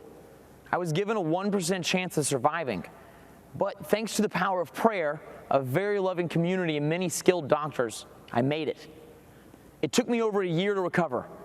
My first public outing in a wheelchair was to a professional baseball game. You know, before my accident, I was 6'3". I stood out in a crowd. But as I wheeled through the stadium, I felt invisible. At 20, I thought about giving up. However, I knew I could still make a difference. You know, my accident has given me new eyes to see and new ears to hear. God protected my mind and my ability to speak.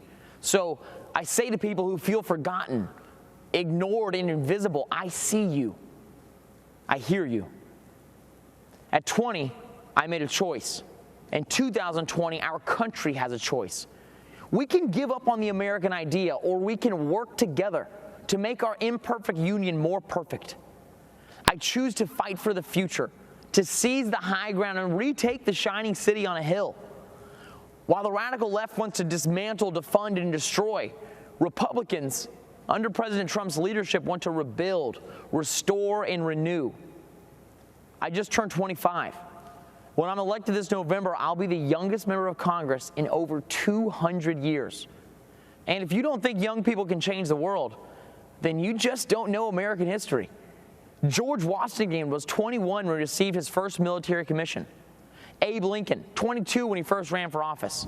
And my personal favorite, James Madison, was just 25 years old when he signed the Declaration of Independence. In times of peril, young people have stepped up and saved this country, abroad and at home. We held the line, scaled the cliffs, crossed oceans, liberated camps, and cracked codes.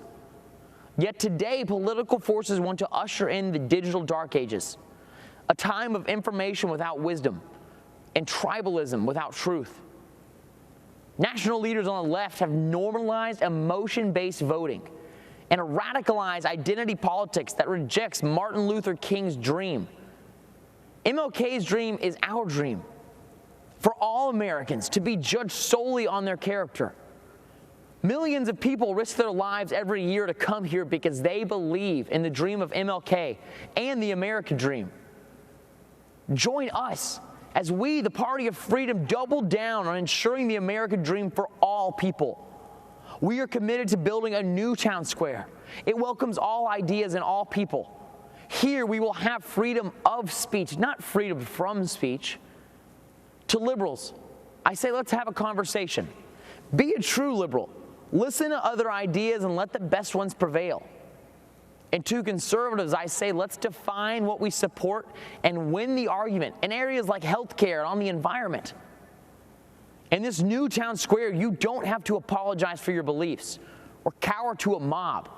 You can kneel before God, but stand for our flag. The American idea my ancestors fought for during the Revolutionary War is just as exciting and revolutionary today as it was 250 years ago. I say to Americans who love our country, young and old, be a radical for freedom. Be a radical for liberty. And be a radical for our republic, for which I stand, one nation under God, with liberty and justice for all. Thank you, and may God bless America.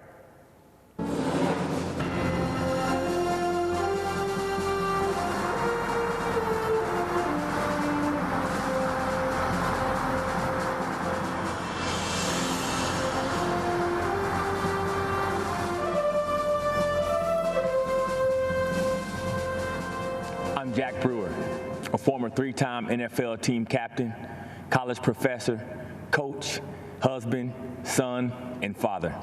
I'm also a lifelong Democrat, but I support Donald Trump. Let me be clear. I didn't come here for the popularity or the praise, the likes or the retweets. I'm here as a servant to God, a servant to the people of our nation, and a servant to our president. I grew up in Grapevine, Texas, a town that my great-grandfather was the first black man to settle as a sharecropper in 1896. My early high school experience included fighting with skinheads and being a witness in an attempted murder trial after my friend shot a skinhead in self-defense. I remember my dad's bravery when he personally stood up against a KKK rally in my town. In my house, my father taught me to back down from no one. I know what racism looks like. I've seen it firsthand. In America, it has no resemblance to President Trump. And I'm fed up with the way he's portrayed in the media, who refuse to acknowledge what he's actually done for the black community. It's confusing the minds of our innocent children. Before I left to come deliver this message, my energetic 8-year-old son, Jackson, stopped me and said, "Dad, can you please just tell everyone that all lives need to matter and that God loves everyone?" In that moment, I realized that my 8-year-old had figured out what so many adults have seemed to forget. We are not as divided as our politics suggest. At some point, for the sake of our children, the policies must take priority over the personalities. So because you have an issue with President Trump's tone, you're going to allow Biden and Harris to deny our underserved black and brown children school choice? Are we so offended by the president's campaign slogan, "Make America Great Again," that we're going to ignore that Joe Biden and Kamala Harris have collectively been responsible for locking up countless black men for nonviolent crimes? Are you going to allow the media to lie to you by falsely claiming that he said there were very fine white supremacists in Charlottesville? He didn't say that.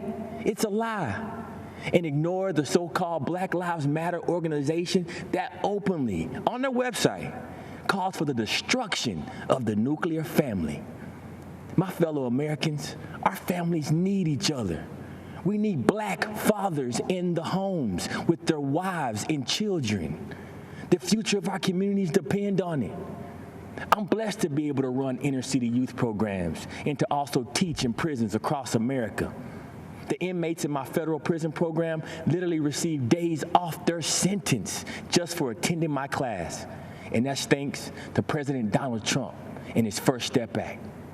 President Trump cared about these Americans and their families, even when so many others had left them behind and had written them off. I'm forever grateful for President Trump for that. He endures relentless attacks, and so do many of us, like myself, who support him. But my mama always told me, when the Lord starts blessing, the devil starts messing. This convention marks a time to celebrate our history. Republicans are the party that freed the slaves and the party that put the first black men and women in Congress. It's the party of Frederick Douglass and Abraham Lincoln.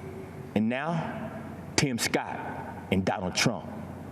Our president has made incredible strides to end mass incarceration and give unprecedented opportunities for black in America to rise. America, let this election be a call for all God's people who are called by his name to humble ourselves and pray together and to seek his face and to turn from our wicked ways. Then he will hear us from heaven, and he will forgive our sins, and he will heal our land. Amen, and God bless America.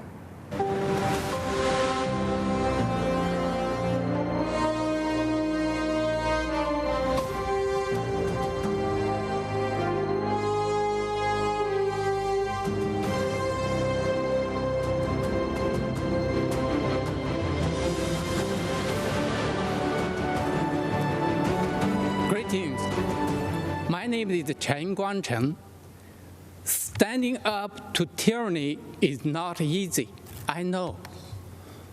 When I spoke out against China's one-child policy and other injustices, I was prosecuted, beaten, sent to prison, and put under house arrest by the Chinese Communist Party, the CCP. In April 2012,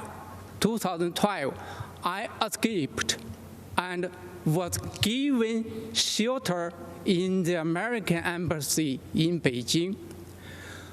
I'm forever grateful to the American people for welcoming me and my family to the United States, where we are now free. The CCP is an enemy of humanity. It is terrorizing its own people, and it is threatening the well-being of the world.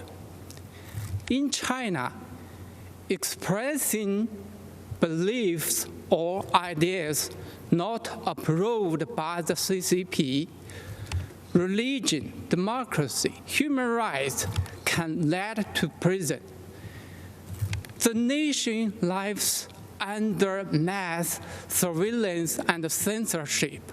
The U.S. must use its values of freedom, democracy, and the rule of law to gather a coalition of other democracies to stop CCP's aggression.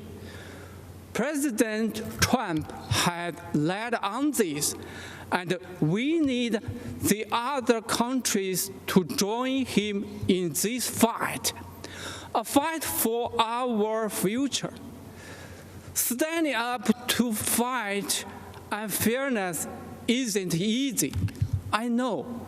So does President Trump, but he has shown the courage to wage that fight. We need to support, vote, and fight for President Trump for the sake of the world. Thank you.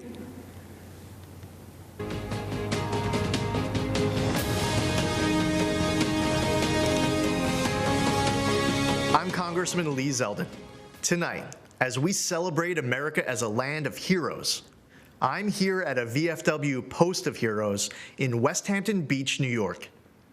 I've seen amazing Americans in action, raised in a law enforcement family, deployed to Iraq as an 82nd Airborne paratrooper, and serving today in the Army Reserve.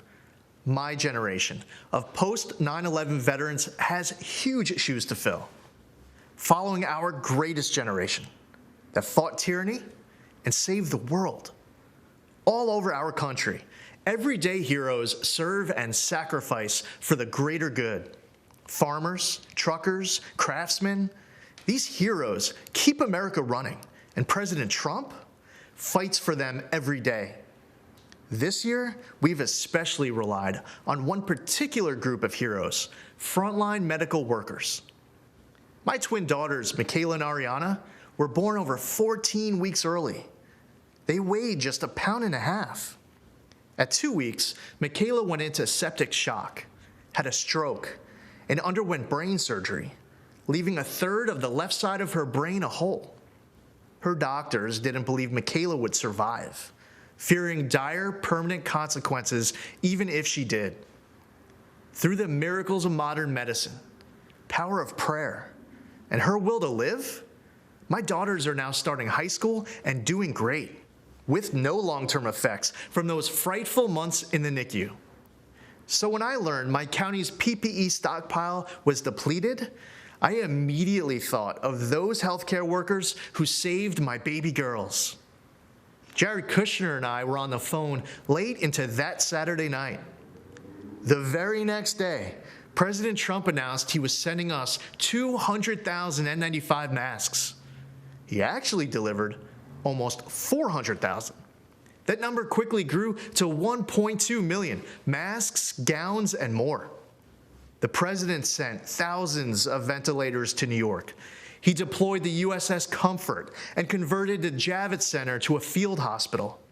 His administration authorized our lab testing requests at blinding speed.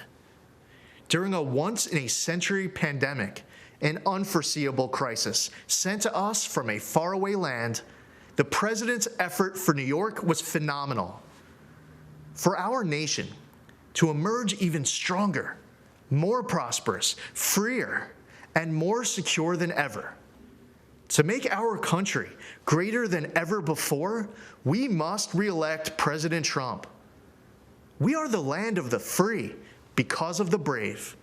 And we are the land of opportunity because we have a president who wants to empower the best of who we are to be the best of what we can be.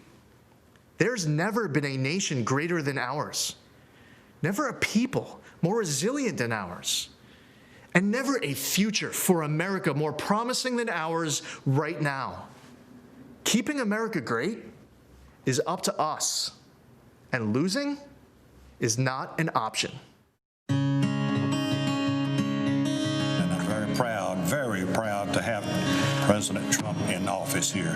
He's the best we've ever had. He's done the most for any president ever done. He's always there trying to take care of veterans, giving veterans what they need. The turnaround times have increased since Trump has taken over. You have to fight 15 years for benefits, but once he came into office, you had like 90 days. You turned your paperwork in, at least you had some kind of answer. I waited months for a signature on a piece of paper to get a prosthetic leg fixed, and now it's a lot better turnaround. But before, it was a 5-year waiting process to appeal. So how long do we have to wait for benefits? I waited 20 years to file. Rapidly was approved for medical, and then turned right around and got disability. I was thinking it was going to be several years worth of waiting to hear. He's accomplished a lot in 3.5 years, and it helps the American people, and he has done a lot for veterans, for the middle class. I chose to serve my country. If I could do it, I would do it all over again, especially for this president. I mean, he's the kind of president you'd run through a brick wall if he asked you to. Went through many presidents, but this one, I can say, is the best president we've ever had and ever will have, I believe.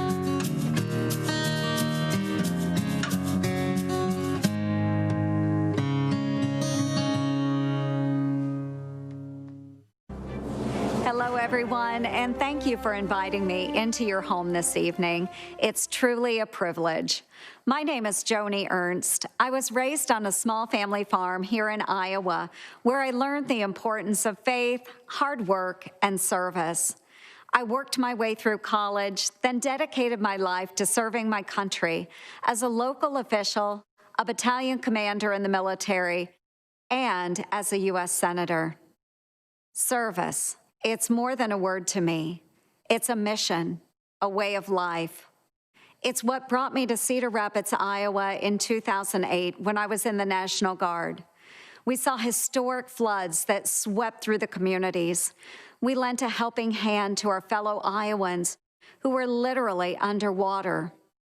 We thought we had seen the worst, but 12 years later, these same communities have faced an even more devastating disaster, the recent derecho storm.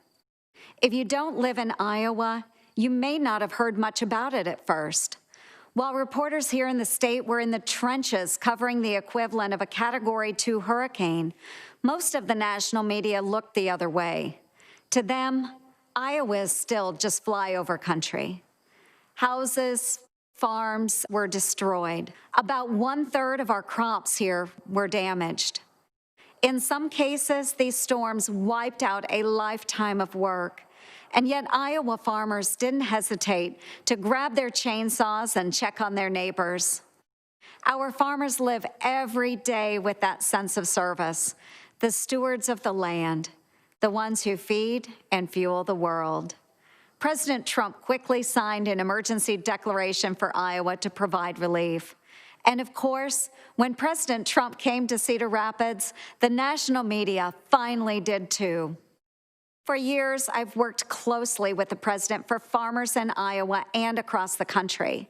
We scrapped Obama and Biden's punishing waters of the United States rule, which would have regulated about 97% of land in Iowa, in some cases, even puddles. It would have been a nightmare for farmers. The president delivered on major trade deals with Japan and the United States-Mexico-Canada agreement. And he implemented the sale of E15 fuel year-round. That means more choices for you at the pump and more jobs for farmers in the heartland. This is something the Obama-Biden administration failed to do in 8 years. In fact, I can't recall an administration more hostile to farmers than Obama-Biden, unless you count the Biden-Harris ticket. The Democratic Party of Joe Biden is pushing this so-called Green New Deal. If given power, they would essentially ban animal agriculture and eliminate gas-powered cars. It would destroy the agriculture industry, not just here in Iowa, but throughout the country. When the pandemic hit, President Trump heard us in our call for assistance for our farmers. Knowing we have an ally in the White House is important. Folks, this election is a choice between two very different paths: freedom, prosperity, and economic growth under a Trump-Pence administration, or the Biden-Harris path, paved by liberal coastal elites and radical environmentalists, an America where farmers are punished, jobs are destroyed, and taxes crush the middle class. That is our choice, and it's a clear one. Thank you, and God bless.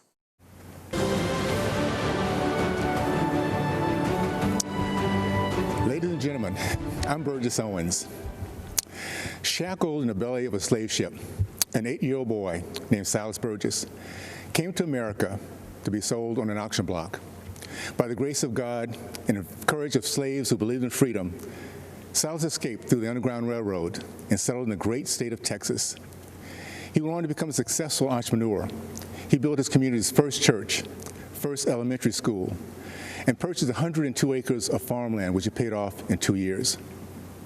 I'm here today, a candidate for Congress, because of my great-great-grandfather, Silas Burgess. I was raised in the South during the days of Jim Crow and the KKK. Even through the challenges of segregation, we were taught that anything is possible in America. When I was 22 years old, I thought all my dreams had come true when I was drafted by the New York Jets. 10 years later, with a Pro Bowl nod and a Super Bowl championship under my belt, I left the NFL to start a business. I thought I could never fail, but years later I did, and I lost everything. As I moved my family of 6 into a 1-bedroom basement apartment in Brooklyn, New York, I had a choice to make: to feel sorry for myself or get to work. I worked as a chimney sweep during the day and a security guard at night. It was humbling to be recognized cleaning a chimney by someone who once cheered me as an NFL fan. But those hard days would pay off, and eventually I started a rewarding career in the corporate world. We live in a country where we're encouraged to dream big, where second chances are at the core of our American DNA. We don't hear that same message from Nancy Pelosi's Congress. Career politicians, elitists, and even a former bartender want us to believe it's impossible. They want us to believe that what I did, what my great-great-grandfather did, is impossible for ordinary Americans. As patriots, we know better. This November, we stand at a crossroad.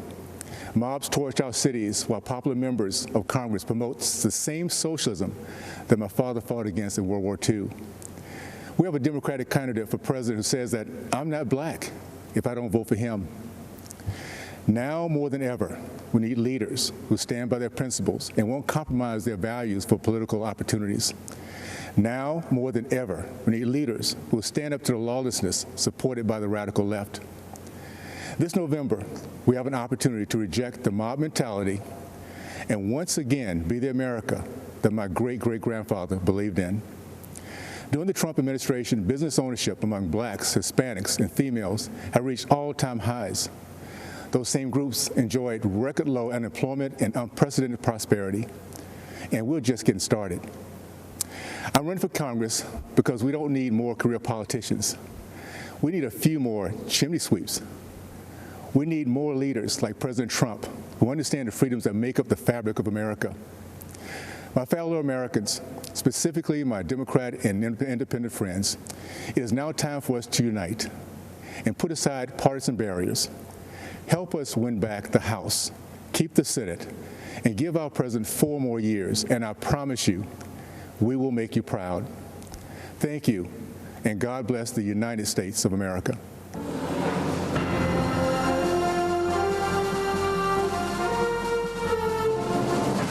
Standing guard over Baltimore Harbor is the remains of an earthen star, a relic of time past. It recalls a time when the spirit of liberty stirred in men of renown who stood in the gap against the most powerful force in the world. 27 hours, 1,000 men, low on ammunition, firing scrap metal. The battle raged, insurmountable odds. A darkness fell upon this new nation. In the midst of the fight, the heroes of Fort McHenry were unmoved. The light of dawn overcame the darkness. The gallant flag hoisted above Fort McHenry, torn and battered, stood, victoriously observing a dejected enemy slowly retreating into the rising sun, inspiring the anthem of our nation. The spirit of liberty, not to be denied, the earthen star, Fort McHenry, a reminder of those brave patriots who, having done all, stood and veiled. It is why we stand today, honoring past, present, and future generations of freedom-loving Americans when we hear the anthem and raise the Star-Spangled Banner. Good evening, America. I'm Lara Trump, daughter of Bob and Linda Unaska, sister to Kyle, mother to Luke and Carolina, and the daughter-in-law of our 45th president, Donald J. Trump. But tonight, I come to you simply as an American. My life began like many in our country. I grew up in Wrightsville Beach, North Carolina. My parents were small business owners and worked hard to make sure that my brother and I had everything we needed, but not everything we wanted. My parents raised me to believe that in America, I could achieve anything with hard work and determination, that the opportunities available to me were limited only by the size of my ambition, that I should dream big, and I did. Those very dreams are what led me to New York City. I'd heard the adage, if I can make it there, I can make it anywhere, and I intended to do just that. Never in a million years did I think that I would be on this stage tonight, and I certainly never thought that I'd end up with the last name Trump. My 7th grade English teacher, Mrs. B, used to tell us, believe none of what you hear, half of what you read, and only what you're there to witness firsthand. The meaning of those words never fully weighed on me until I met my husband and the Trump family. Any preconceived notion I had of this family disappeared immediately. They were warm and caring, they were hard workers, and they were down to earth. They reminded me of my own family. They made me feel like I was home. Walking the halls of the Trump Organization, I saw the same family environment. I also saw the countless women executives who thrived there year after year. Gender didn't matter. What mattered was the ability to get the job done. I learned this directly when, in 2016, my father-in-law asked me to help him win my cherished home state and my daughter's namesake, North Carolina. Though I had no political experience, he believed in me.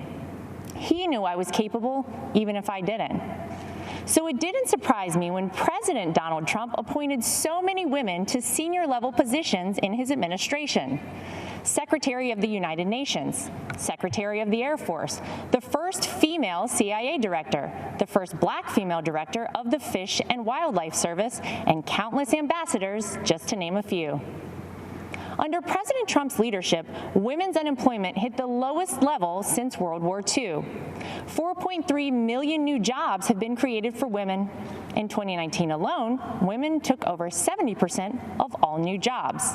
Female small business ownership remains at an all-time high, and 600,000 women have been lifted out of poverty, all since President Trump took office. He didn't do these things to gain a vote or check a box. He did them because they're the right things to do. 100 years ago today, the 19th Amendment was ratified, granting the right to vote to every American woman. And since that day, incredible strides have been made by women in America. From Amelia Earhart to Rosa Parks and Sally Ride, women shaped our history and are part of what has made our country the most exceptional nation in the world. I often think back to my 24-year-old self, driving alone in my car from North Carolina to New York City. And I think about what I'd tell myself now as we head towards the most critical election in modern history. This is not just a choice between Republican and Democrat, or left and right.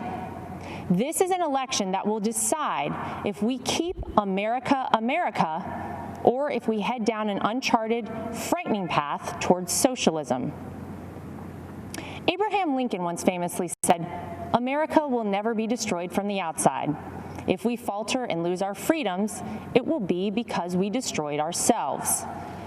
While those words were spoken over 150 years ago, never have they been more relevant. Will we choose the right path and maintain the unique freedoms and boundless opportunities that make this country the greatest in the history of the world? Will we remain the beacon of hope for those around the world fighting oppression, communism, and tyranny? The choice is ours. I know the promise of America because I've lived it, not just as a member of the Trump family, but as a woman who knows what it's like to work in blue-collar jobs, to serve customers for tips, and to aspire to rise. When I look at my son Luke and my daughter Carolina, I wonder, what sort of country will I be leaving for them, for our future generations?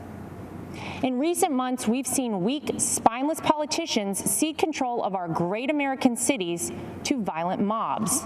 Defund the police is the rallying cry for the new radical Democrat Party.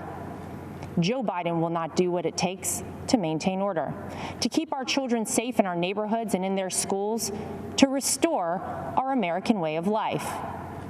We cannot dare to dream our biggest dreams for ourselves or for our children while consumed by worry about the safety of our families. President Trump is the law and order president, from our borders to our backyards. President Trump will keep America safe. President Trump will keep America prosperous.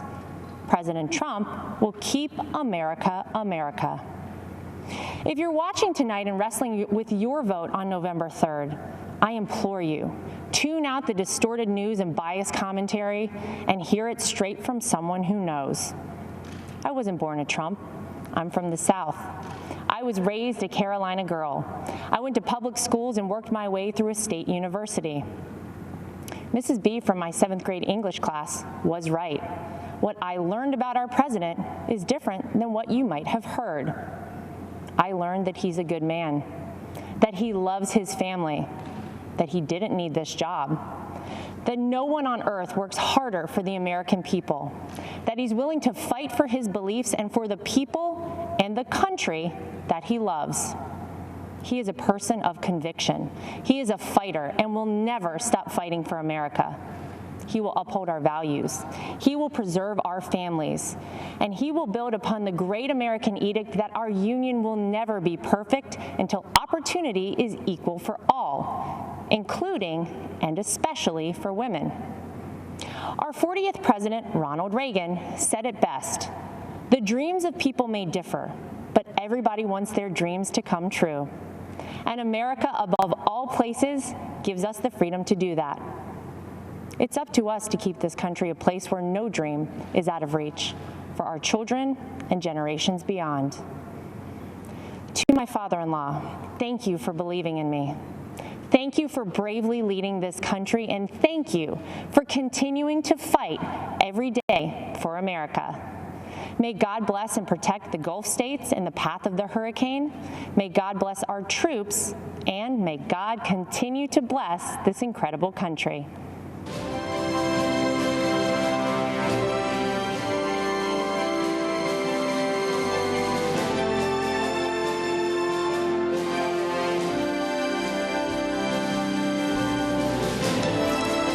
Good evening.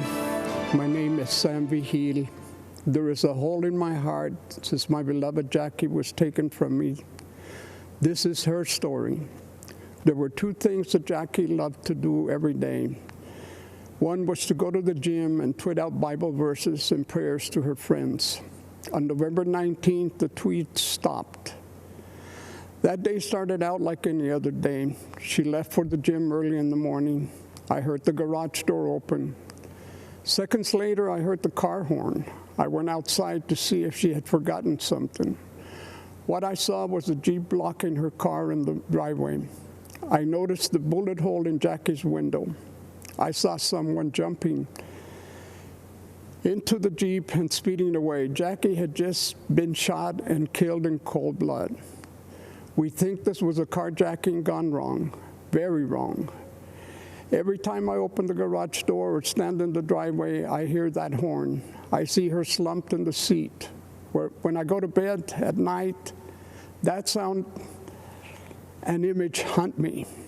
That's my life sentence. It's a sentence being served by too many families left behind by senseless killings. Albuquerque, where I live, is one of the most violent cities in the country. Fewer than 50% of homicides are solved. It is a sad irony that Jackie immigrated to the U.S. for a better life than her native Colombia, only to be gunned down in her own driveway. For 8 months, there were no arrests, no leads in connection with Jackie's murder. The Albuquerque police were overwhelmed. They needed help. Help arrived when President Trump launched Operation Legend in July of this year. Almost immediately, the FBI took over Jackie's case. In a matter of days, they arrested 4 people. The 5th suspect killer was arrested in Texas on unrelated charges. He is an illegal immigrant with a long criminal record. He had been deported in September and had come back in October to terrorize our community. I am extremely grateful to President Trump and the FBI for their efforts to deliver justice for Jackie and all the other innocent victims of violent crime. I am honored to support the President because he is supporting us. I know he will never stop fighting for justice, for law and order, for peace, security in our communities. Greetings, my fellow Americans. I am Clarence Henderson. There have been movements that have changed the course of history. Among the most extraordinary was the Civil Rights Movement. 60 years ago, segregation was legal and enforced. The simple act of sitting at a lunch counter could lead to physical harm, jail time, or worse. I know from personal experience. Walking into Woolworth's department store on February 2nd, 1960, I knew it was unlike any day I'd experienced before. My friends had been denied service the day before because of the color of their skin. We knew it wasn't right. But when we went back the next day, I didn't know whether I was going to come out in a vertical or prone position, in handcuffs or on a stretcher, or even in a body bag. By sitting down to order a cup of coffee, we challenged injustice.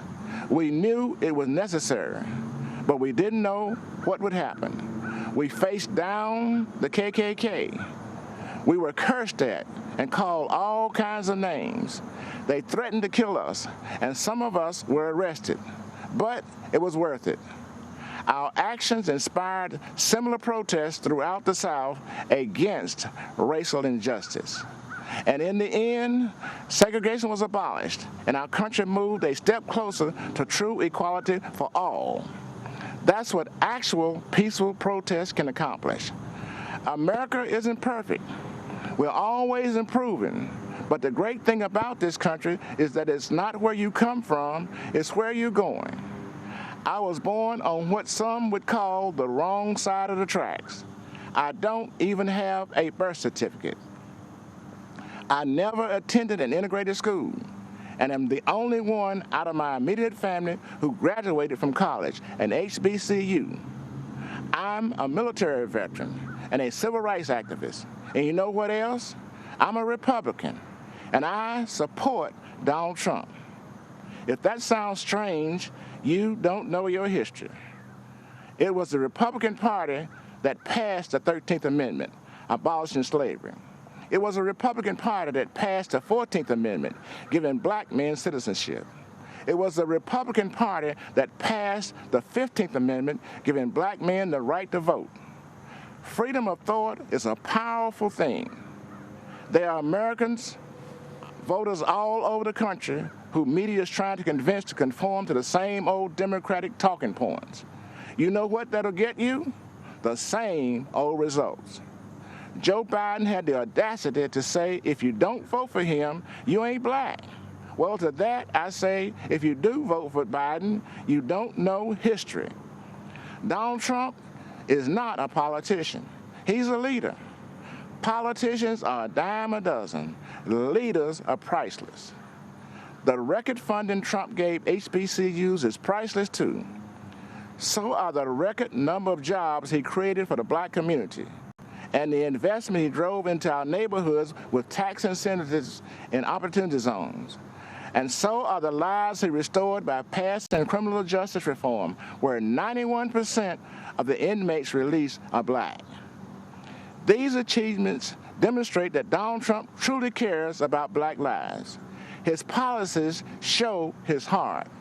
He has done more for black Americans in 4 years than Joe Biden has done in 50.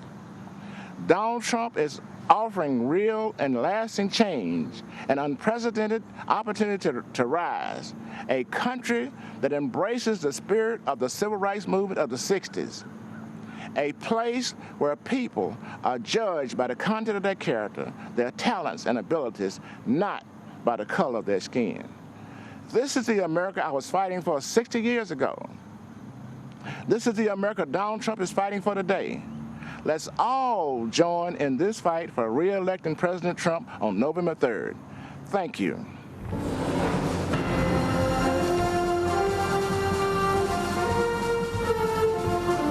During the presidential primary debates 4 years ago, one outsider stood alone and said in public what most Americans thought in private. It was 14 years after the start of the war in Afghanistan and 12 years after the invasion of Iraq, where thousands of American troops had died and trillions in taxpayer dollars had been spent. And yet no candidate could bring themselves to admit that something had gone badly wrong with American foreign policy. That the American voter, the American soldier, and the American taxpayer had all been let down. Except for one, Donald Trump. He called America's endless wars what they were, a disaster. The media was shocked because Donald Trump was running as a Republican. And yet he said out loud what we all knew, that American foreign policy was failing to make Americans safer. After the end of the Cold War, Democrats and Republicans in Washington bought into the illusion that the whole world would start to resemble America. And so they started to pursue unlimited globalization. They welcomed China into the World Trade Organization. They engaged in nation building in Afghanistan and tried to export democracy to Iraq. They signed a nuclear deal with Iran and a global climate agreement in Paris. But they didn't ground any of it in the interests of the average American. So for decades, while Washington politicians built a global system, American wages stagnated. Our great cities and industries were hollowed out. Entire communities were devastated, and our manufacturing plants were shipped off to China. That's what happened when Washington stopped being the capital of the United States and started being the capital of the world. As U.S. ambassador to Germany, I had a front row seat to Donald Trump's America First foreign policy. I wish every American could see how President Trump negotiates on their behalf. I've watched President Trump charm the Chancellor of Germany while insisting that Germany pay its NATO obligations. I was proud to witness President Trump say to foreign leaders, "I don't blame you for wanting America to pay for your security. I actually respect you for out-negotiating the presidents before me. But it stops with me. I won't let the American taxpayer be taken advantage of." Donald Trump's administration has always made clear that our priority is the American people's security. That's the job of all leaders, to put their people first. And we've seen how this strategy has succeeded. In 4 short years, Donald Trump has led even some Washington Democrats to agree on the Chinese threat, on trade deals that benefit America first, on alliances that share responsibility. In 4 years, Donald Trump didn't start any new wars. He brought troops home. He rebuilt the military and signed peace deals that make Americans safer. The Washington elites want you to think this kind of foreign policy is immoral, and so they call it nationalist. That tells you all you need to know. The D.C. crowd thinks when they call Donald Trump a nationalist, they're insulting him, as if the American president isn't supposed to base foreign policy on America's national interests. A return to the Biden way of thinking means America gives the radical terrorist regime in Tehran a plane load of cash in the middle of the night. Well, you see, President Trump also sent an aircraft in the middle of the night to deal with Iran. But that plane was on a different mission. An airstrike to take out the head of Iran's terror machine who plotted the deaths of Americans. But we also must be clear that when those who seek freedom take tremendous personal risk in places like Hong Kong, Tehran, or Minsk, there is no doubt who President Trump's administration supports. We will always stand with the people who fight for their God-given freedoms. Don't be fooled. The Washington establishment is trying to sell you on their candidate. Joe Biden was first elected to the Senate in 1972, 48 years ago. Well, it's actually the typical Washington story. Just this year, 22 Democrats ran for president. They rejected all of the outsiders and nominated the ultimate Washington insider, someone they had to pull out of retirement. Every time Joe Biden offers a new idea, you should ask yourself, why didn't he try that over the last 48 years? Today, the Democrats blame a global pandemic that started in China on President Trump, and they still blame Russia for Hillary Clinton's loss in 2016. As acting director of national intelligence, I saw the Democrats' entire case for Russian collusion, and what I saw made me sick to my stomach. The Obama-Biden administration secretly launched a surveillance operation on the Trump campaign and silenced the many brave intelligence officials who spoke up against it. They presented bogus information as facts. They lied to judges. Then they classified anything that undermined their case. And after Donald Trump won the election, when they should have continued the American tradition of helping the president-elect transition into the White House, they tried instead to undercut him even more. Former Vice President Joe Biden asked intelligence officials to uncover the hidden information on President Trump's incoming national security advisor 3 weeks before the inauguration. that's the Democrats, between surveillance, classifications, leaks, and puppet candidates, they never want the American people to know who's actually calling the shots. But with Donald Trump, you always know exactly who is in charge. Because the answer is you. You're in charge. Not lobbyists, not special interests, not warmongers or China sympathizers or globalization fanatics. With Donald Trump and Mike Pence in the White House, the boss is the American people. President Trump rightly calls his foreign policy America First. America First does not advance the interests of one group of Americans at the expense of another. It has no bias about red or blue, educated or not educated, urban or rural. America First is simply the belief that politicians should focus on the equality and dignity of every American, and that this duty is fulfilled by promoting the safety and wealth of the American people above all else. That's America First. That's the Trump doctrine. And that, my friends, is 4 more years.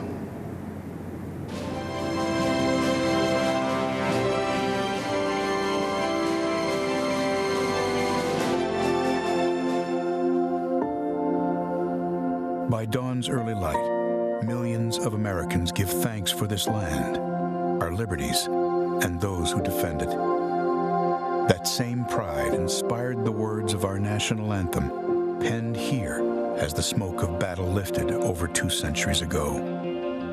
When those American soldiers bravely fought and died, repelling the British onslaught, they did so not only for our people, which that flag represented, but for our principles, for which the flag stood, our God-given freedoms, the right to life, liberty, and the pursuit of happiness, equality under the law, government by the people. These are the threads that bind us together as Americans, for we are not a nation born of blood, but of belief.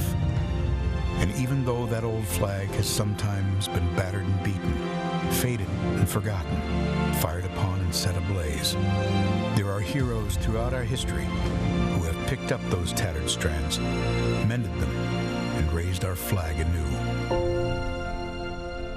Just as the soldiers at Fort McHenry fought in defense of the beliefs that bind us today, there are new leaders who have devoted their life to do the same.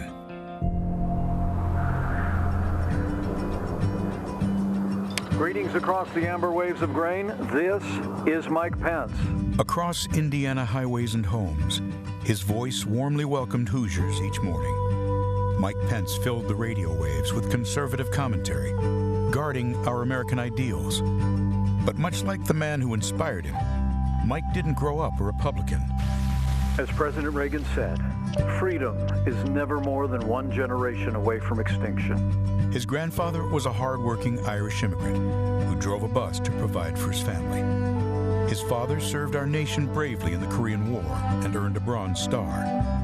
Mike was the 3rd of 6 children, raised here in Columbus, Indiana, with a cornfield in his backyard. The foundation of America is freedom, and the foundation of freedom is faith. It was in this small Indiana town his foundation of faith in Jesus Christ was laid. And from that conviction sprung his love of people and service to others. It was at a church service where Mike met the love of his life, Karen. They married and have 3 children, Michael, Charlotte, and Audrey. I'm a Christian, a conservative, and a Republican, in that order. Mike became the president of a free market think tank, the host of a statewide conservative radio show, and then a congressman. In Washington, Mike quickly became known as a foremost defender of freedom.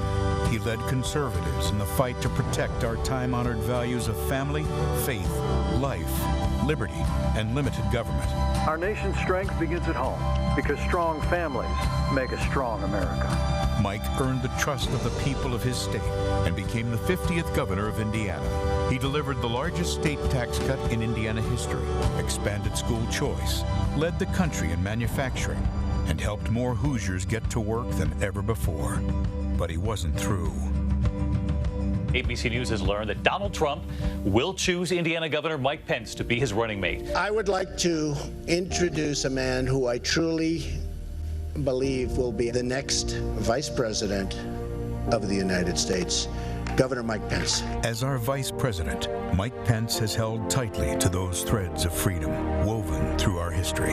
Leading with those principles alongside President Trump, our nation experienced prosperity like never before. He is solid as a rock. He's been a fantastic Vice President. And now, in these uncertain days, we are equipped to overcome. In times of trouble, some call to retreat from those ideals. But Americans throughout history have lifted them in triumph, hope, and resilience. Mike Pence knows those stars and stripes do not merely represent who we are, but more importantly, what we can be. As the sun rises again on America, we lift our eyes to those lofty truths, to guide our country and every one of us to greater heights. In this land of the free and home of the brave. Vice President Mike Pence.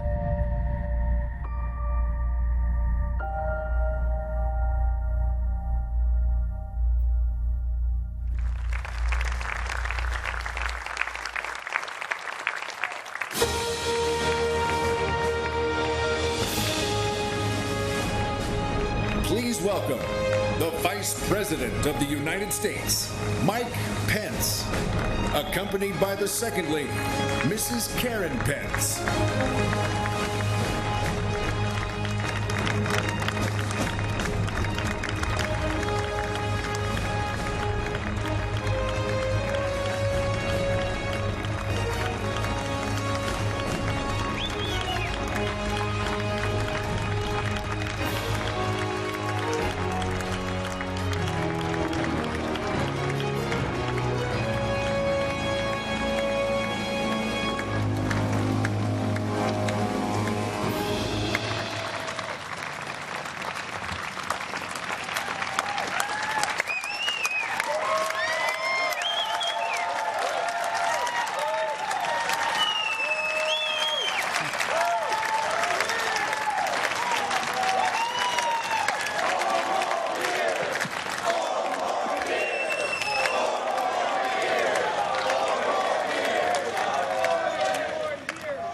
Good evening, America.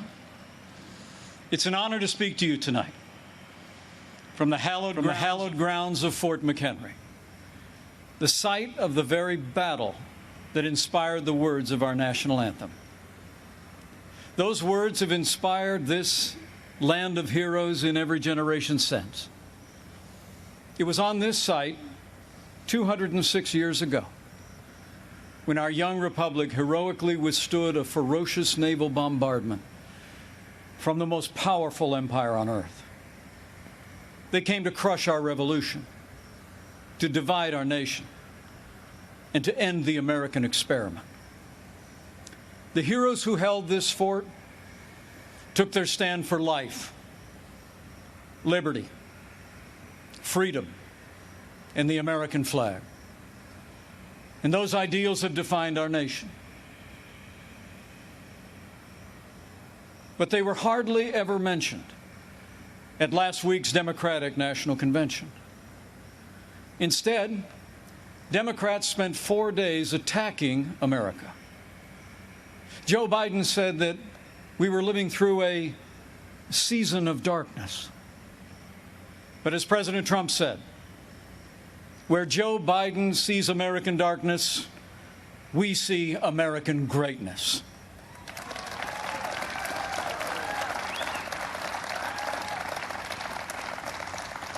In these challenging times, our country needs a president who believes in America, who believes in the boundless capacity of the American people to meet any challenge, defeat any foe, and defend the freedoms we hold dear. America needs 4 more years of President Donald Trump in the White House.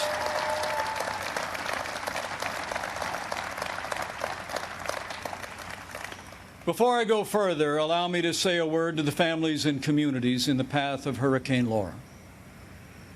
Our prayers are with you tonight. And our administration is working closely with authorities in the states that will be impacted. FEMA has mobilized resources and supplies for those in harm's way. This is a serious storm, and we urge all those in the affected areas to heed state and local authorities. Stay safe, and know that we'll be with you every step of the way to support, rescue, respond, and recover in the days and weeks ahead. That's what Americans do.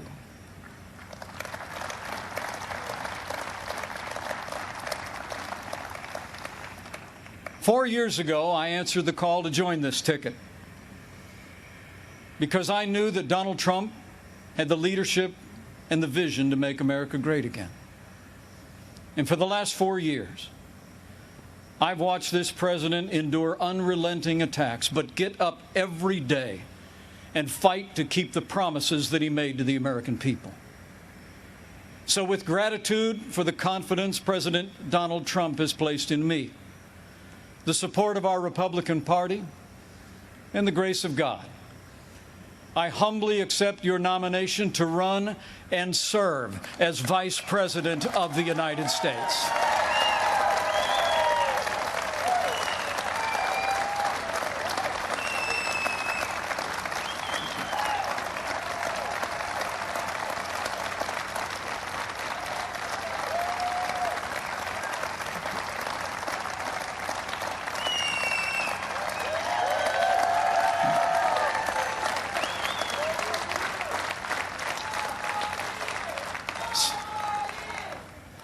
Serving the American people in this office has been a journey I never expected.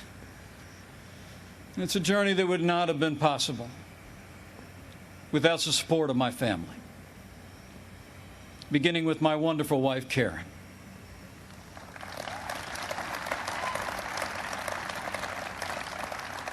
She's a lifelong school teacher, an incredible mother to our 3 children. And she is one outstanding Second Lady of the United States. I'm so proud of you. And we couldn't be more proud of our 3 children. Marine Corps Captain Michael J. Pence and his wife, Sarah. Our daughter, Charlotte Pence Bond, an author, and the wife to Lieutenant Henry Bond, who is currently deployed and serving our nation in the United States Navy.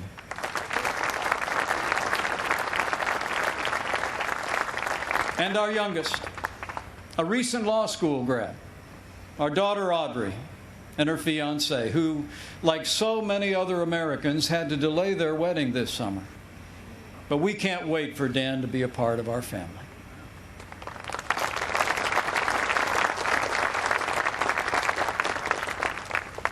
In addition to my wife and kids, the person who shaped my life the most is also with us tonight. My mom, Nancy.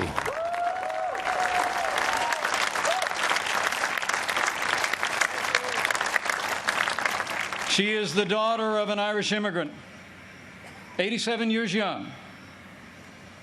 And Mom follows politics very closely.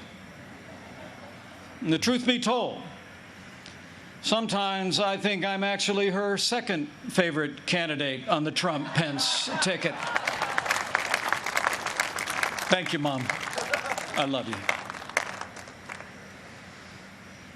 Over the past 4 years, I've had the privilege to work closely with our president. I've seen him when the cameras are off. Americans see President Trump in lots of different ways.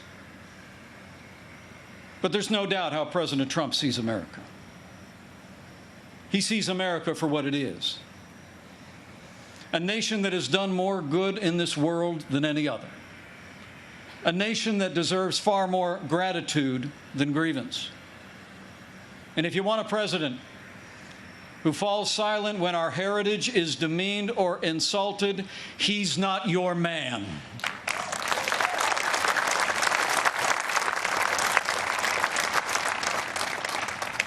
Now, we came by very different routes to this partnership.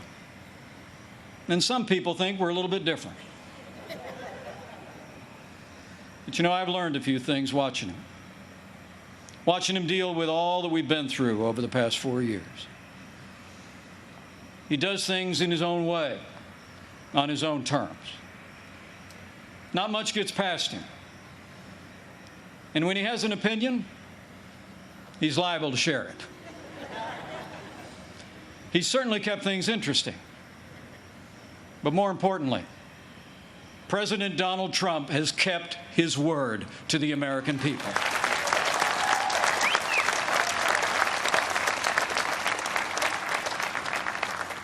In a city known for talkers, President Trump is a doer. And few presidents have brought more independence, energy, or determination to that office.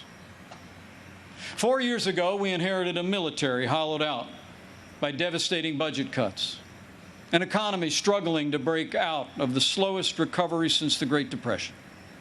ISIS controlled a land mass twice the size of Pennsylvania, and we witnessed a steady assault on our most cherished values, freedom of religion and the right to life.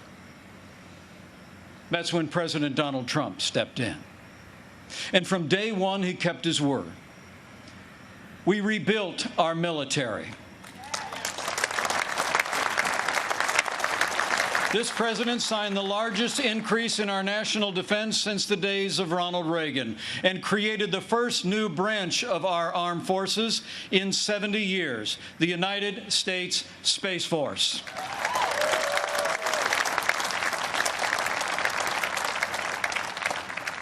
And with that renewed energy, we also returned American astronauts to space on an American rocket for the first time in nearly 10 years.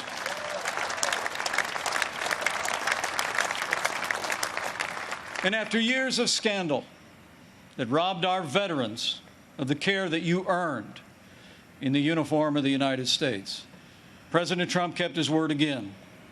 We reformed the VA, and Veterans Choice is now available for every veteran in America.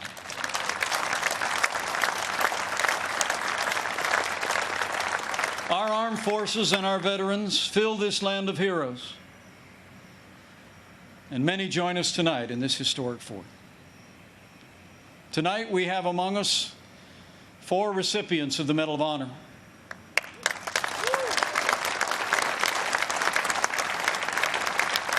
Six recipients of the Purple Heart. A Gold Star mother of a gallant Navy SEAL. And wounded warriors from Soldier Strong, a group that serves our injured veterans every day. We are honored by your presence, and we thank you for your service.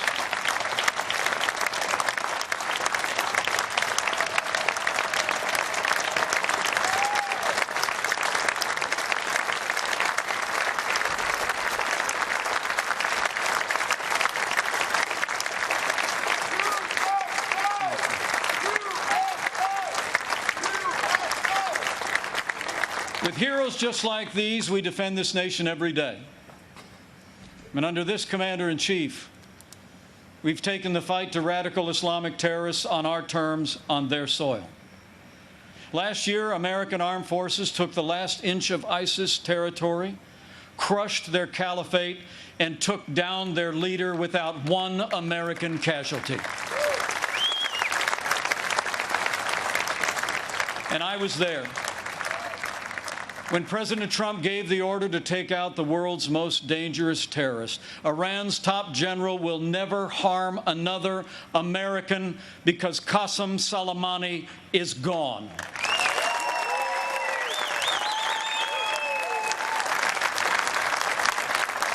My fellow Americans, you deserve to know. Joe Biden criticized President Trump following those decisions. Decisions to rid the world of 2 terrorist leaders. But it's not surprising, because history records that Joe Biden even opposed the operation that took down Osama bin Laden. It's no wonder that the Secretary of Defense under the Obama-Biden administration once said that Joe Biden has been, and I quote, wrong on nearly every major foreign policy and national security issue over the past 4 decades. So we've stood up to our enemies, and we've stood with our allies. Like when President Trump kept his word and moved the American embassy to Jerusalem, the capital of the State of Israel, setting the stage for the first Arab country to recognize Israel in 26 years. Closer to home, we appointed more than 200 conservative judges to our federal courts. We supported the right to life and all the God-given liberties enshrined in our Constitution, including the Second Amendment right to keep and bear arms.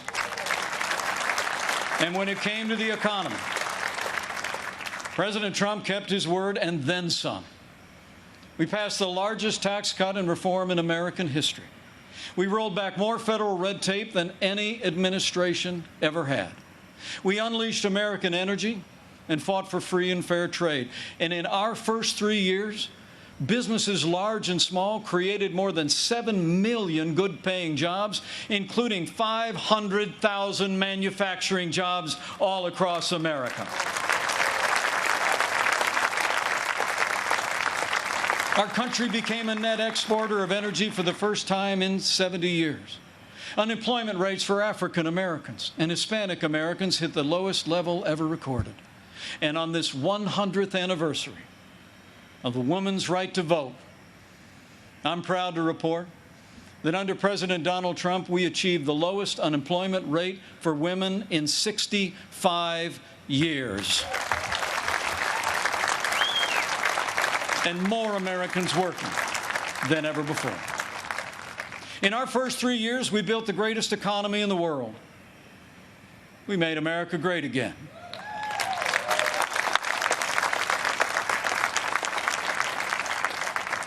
And then the coronavirus struck from China.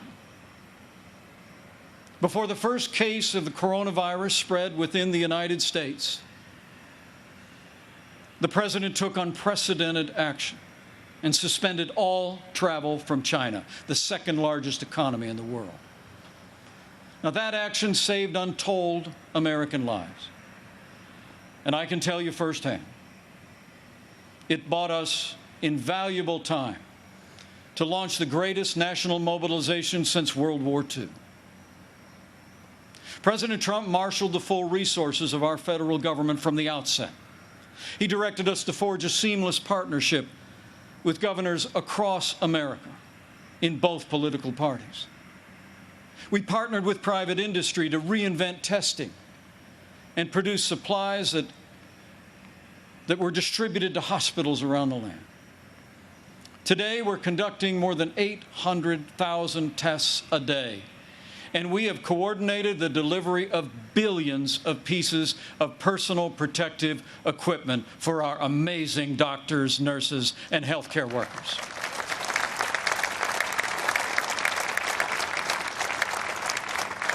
We saw to the manufacture of 100,000 ventilators in 100 days.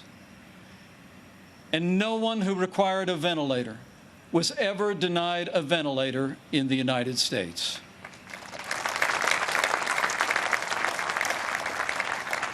We built hospitals, surged military medical personnel, and enacted an economic rescue package that saved 50 million American jobs. As we speak, we're developing a growing number of treatments known as therapeutics, including convalescent plasma, that are saving lives all across America. Now, last week, Joe Biden said that no miracle is coming. Well, what Joe doesn't seem to understand is that America is a nation of miracles. And I'm proud to report that we're on track to have the world's first safe, effective coronavirus vaccine by the end of this year.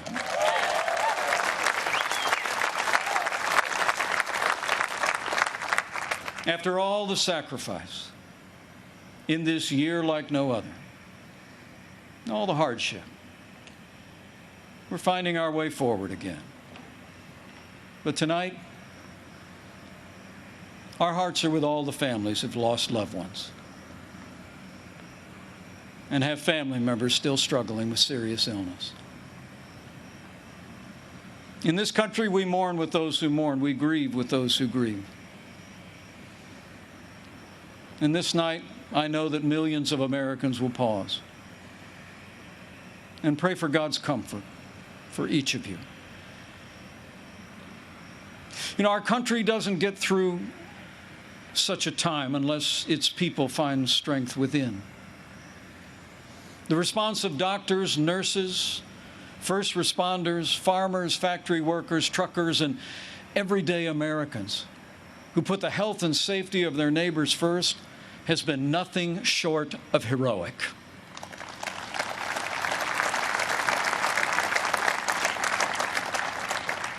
Veronica Sayez put on her scrubs every day. Day in and day out, went to work in one of New York City's busiest hospitals. She stayed on the job, put in the long hours until it was done, and then got back in her neighborhood and helped neighbors and friends struggling. Her brother William is a New York City firefighter. And they're both emblematic of heroes all across this country. They're with us tonight. And I say to them and to all of you, you have earned the admiration of the American people, and we will always be grateful for your service and care.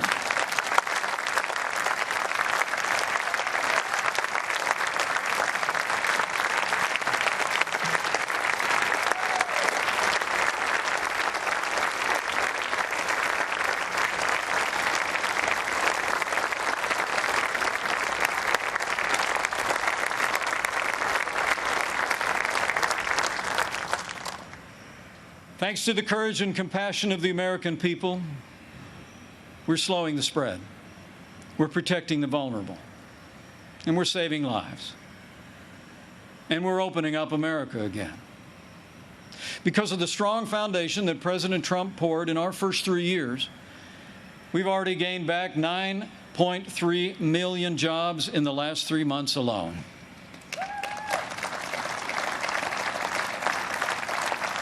And we're not just opening up America again. We're opening up America's schools.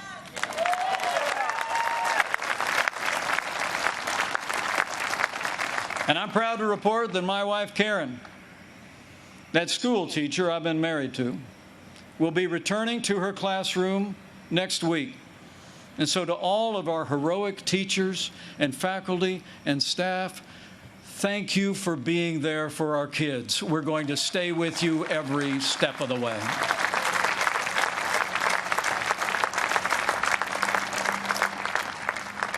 In the days ahead, as we open up America again, I promise you, we'll continue to put the health of America first.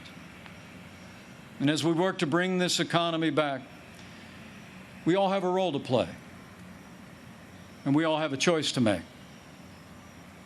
On November 3rd, you need to ask yourself, who do you trust to rebuild this economy? A career politician who presided over the slowest economic recovery since the Great Depression? Or a proven leader who created the greatest economy in the world? The choice is clear. To bring America all the way back, we need 4 more years of President Donald Trump in the White House.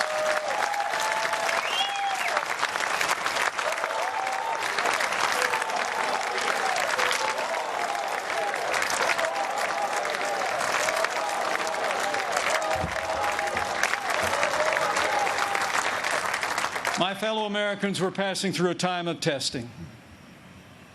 But in the midst of this global pandemic, just as our nation had begun to recover, violence and chaos in the streets of our major cities. President Trump and I will always support the right of Americans to peaceful protest. But rioting and looting is not peaceful protest. Tearing down statues is not free speech. And those who do so will be prosecuted to the fullest extent of the law.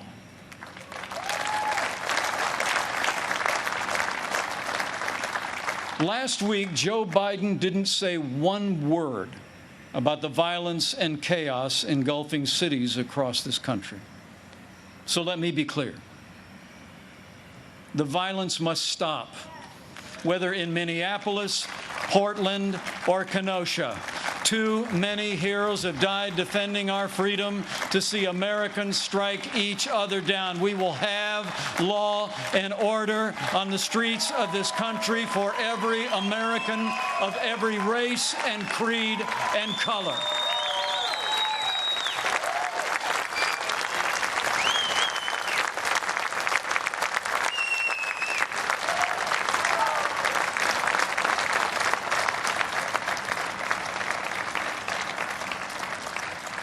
President Trump and I know that the men and women that put on the uniform of law enforcement are the best of us.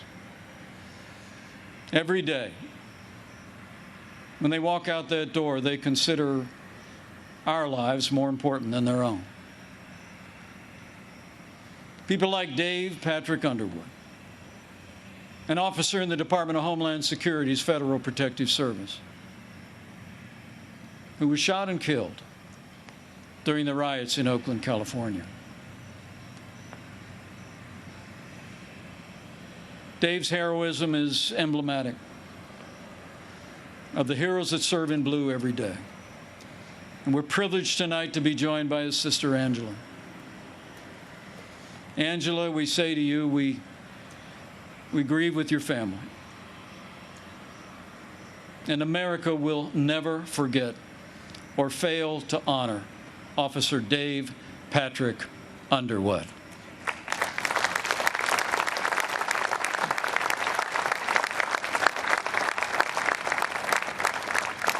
The American people know we don't have to choose between supporting law enforcement and standing with our African American neighbors to improve the quality of their lives, education, jobs, and safety. And from the first days of this administration, we've done both. And we will keep supporting law enforcement and keep supporting our African American and minority communities across this land for 4 more years.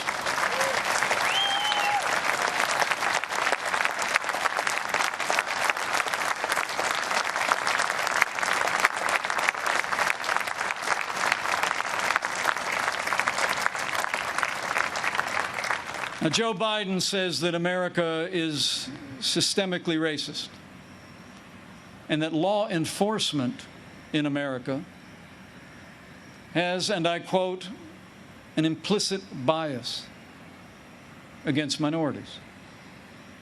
When asked whether he'd support cutting funding to law enforcement, Joe Biden replied, yes, absolutely. Joe Biden would double down on the very policies that are leading to violence in America's cities. The hard truth is, you won't be safe in Joe Biden's America. And under President Trump, we will always stand with those who stand on the thin blue line, and we're not going to defund the police, not now, not ever.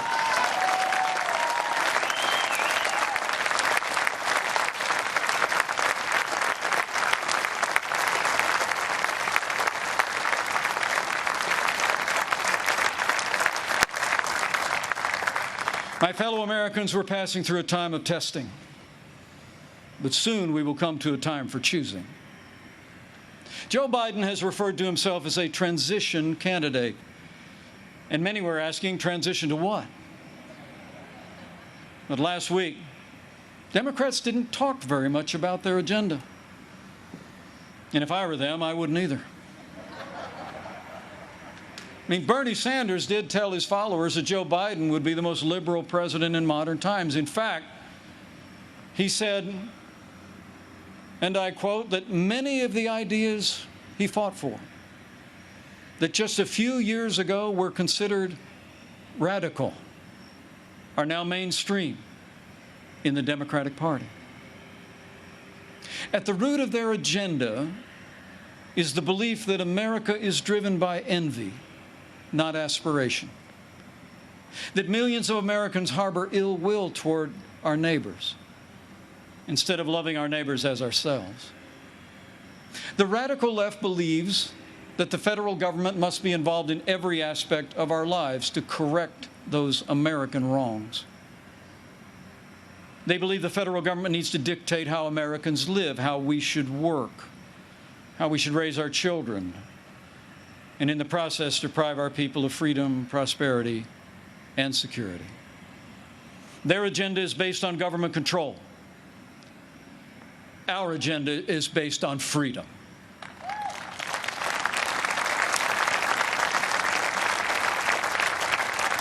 Where President Trump cut taxes, Joe Biden wants to raise taxes by nearly $4 trillion.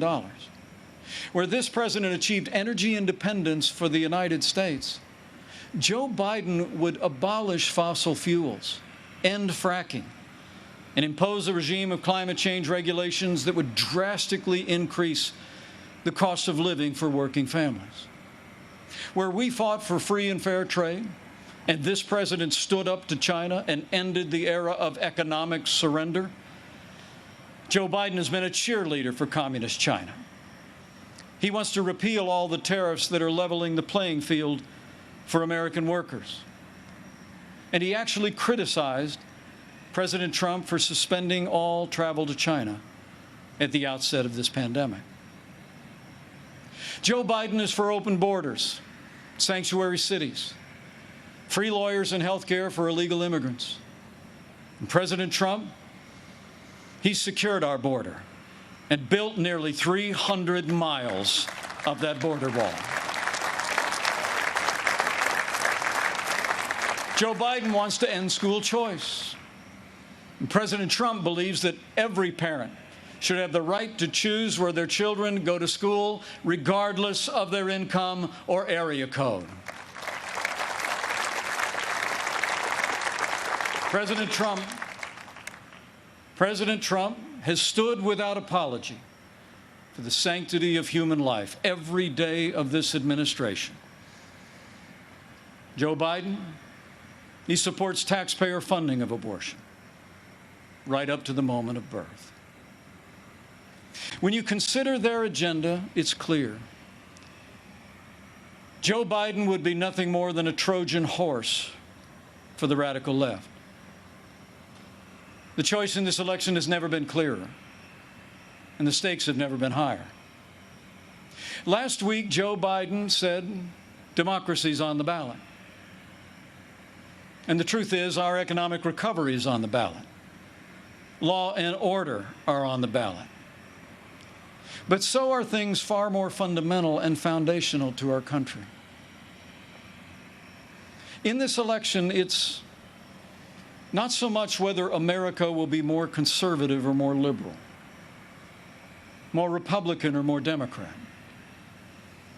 The choice in this election is whether America remains America.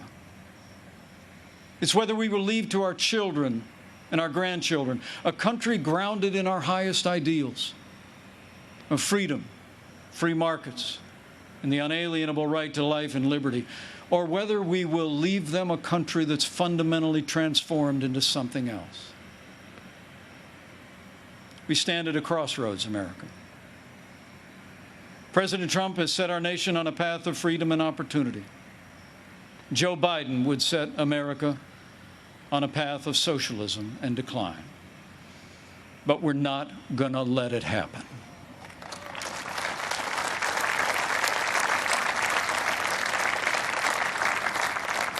President Donald Trump believes in America and in the goodness of the American people, the boundless potential of every American to live out their dreams in freedom. And every day, President Trump has been fighting to protect the promise of America. Every day, our president has been fighting to expand the reach of the American dream, Every day, President Donald Trump has been fighting for you. And now it's our turn to fight for him.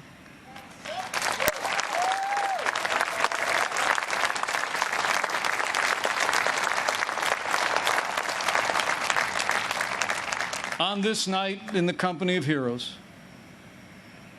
I'm deeply grateful. Deeply grateful for the privilege of serving as Vice President of this great nation and to have the opportunity to serve again. I pray to be worthy of it, and I will give that duty all that's in me. In the year 2020, the American people have had more than our share of challenges. But thankfully, we have a president with the toughness, energy, and resolve to see us through. Now, those traits actually run in our national character. As the invading force learned on approach to this fort in September of 1814, against fierce and sustained bombardment, our young country was defended by heroes, not so different from those who are with us tonight. The enemy was counting on them to quit, but they never did. Fort McHenry held, and when morning came, our flag was still here.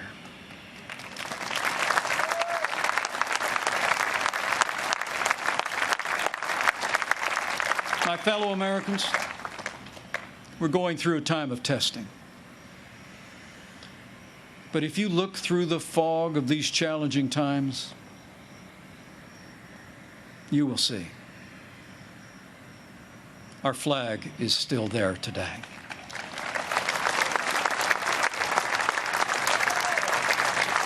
That star-spangled banner still waves over the land of the free and the home of the brave.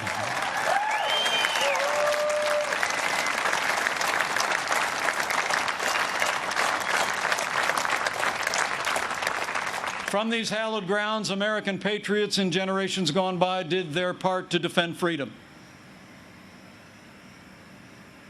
Now it's our turn. So let's run the race marked out for us. Let's fix our eyes on Old Glory and all she represents. Let's fix our eyes on this land of heroes and let their courage inspire. And let's fix our eyes on the author and perfecter of our faith and our freedom. And never forget that where the Spirit of the Lord is, there is freedom. That means freedom always wins.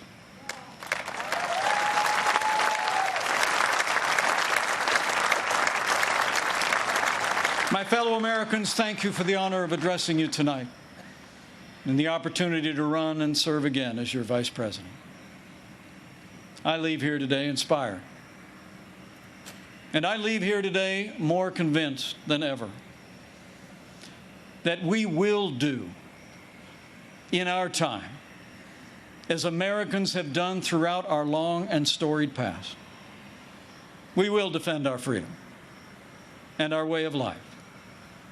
We will re-elect our president and principled Republican leaders across the land. And with President Donald Trump in the White House for 4 more years, and with God's help, we will make America great again. Again. Thank you. God bless you. And God bless the United States of America.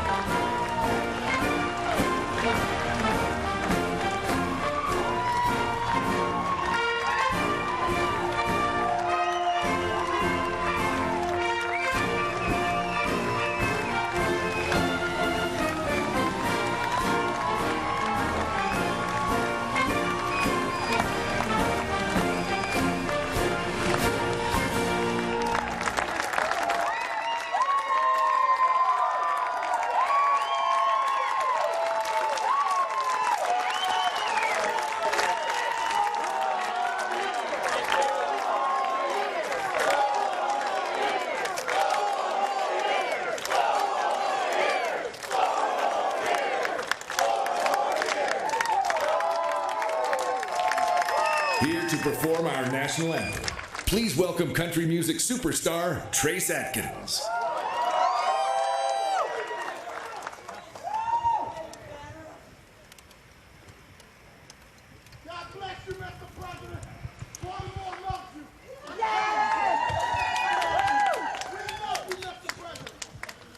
Oh, say, can you see by the dawn's early light what so proudly we hailed at the twilight's last gleaming, whose broad stripes and bright stars through the perilous fight, o'er the ramparts we watched, were so gallantly streaming,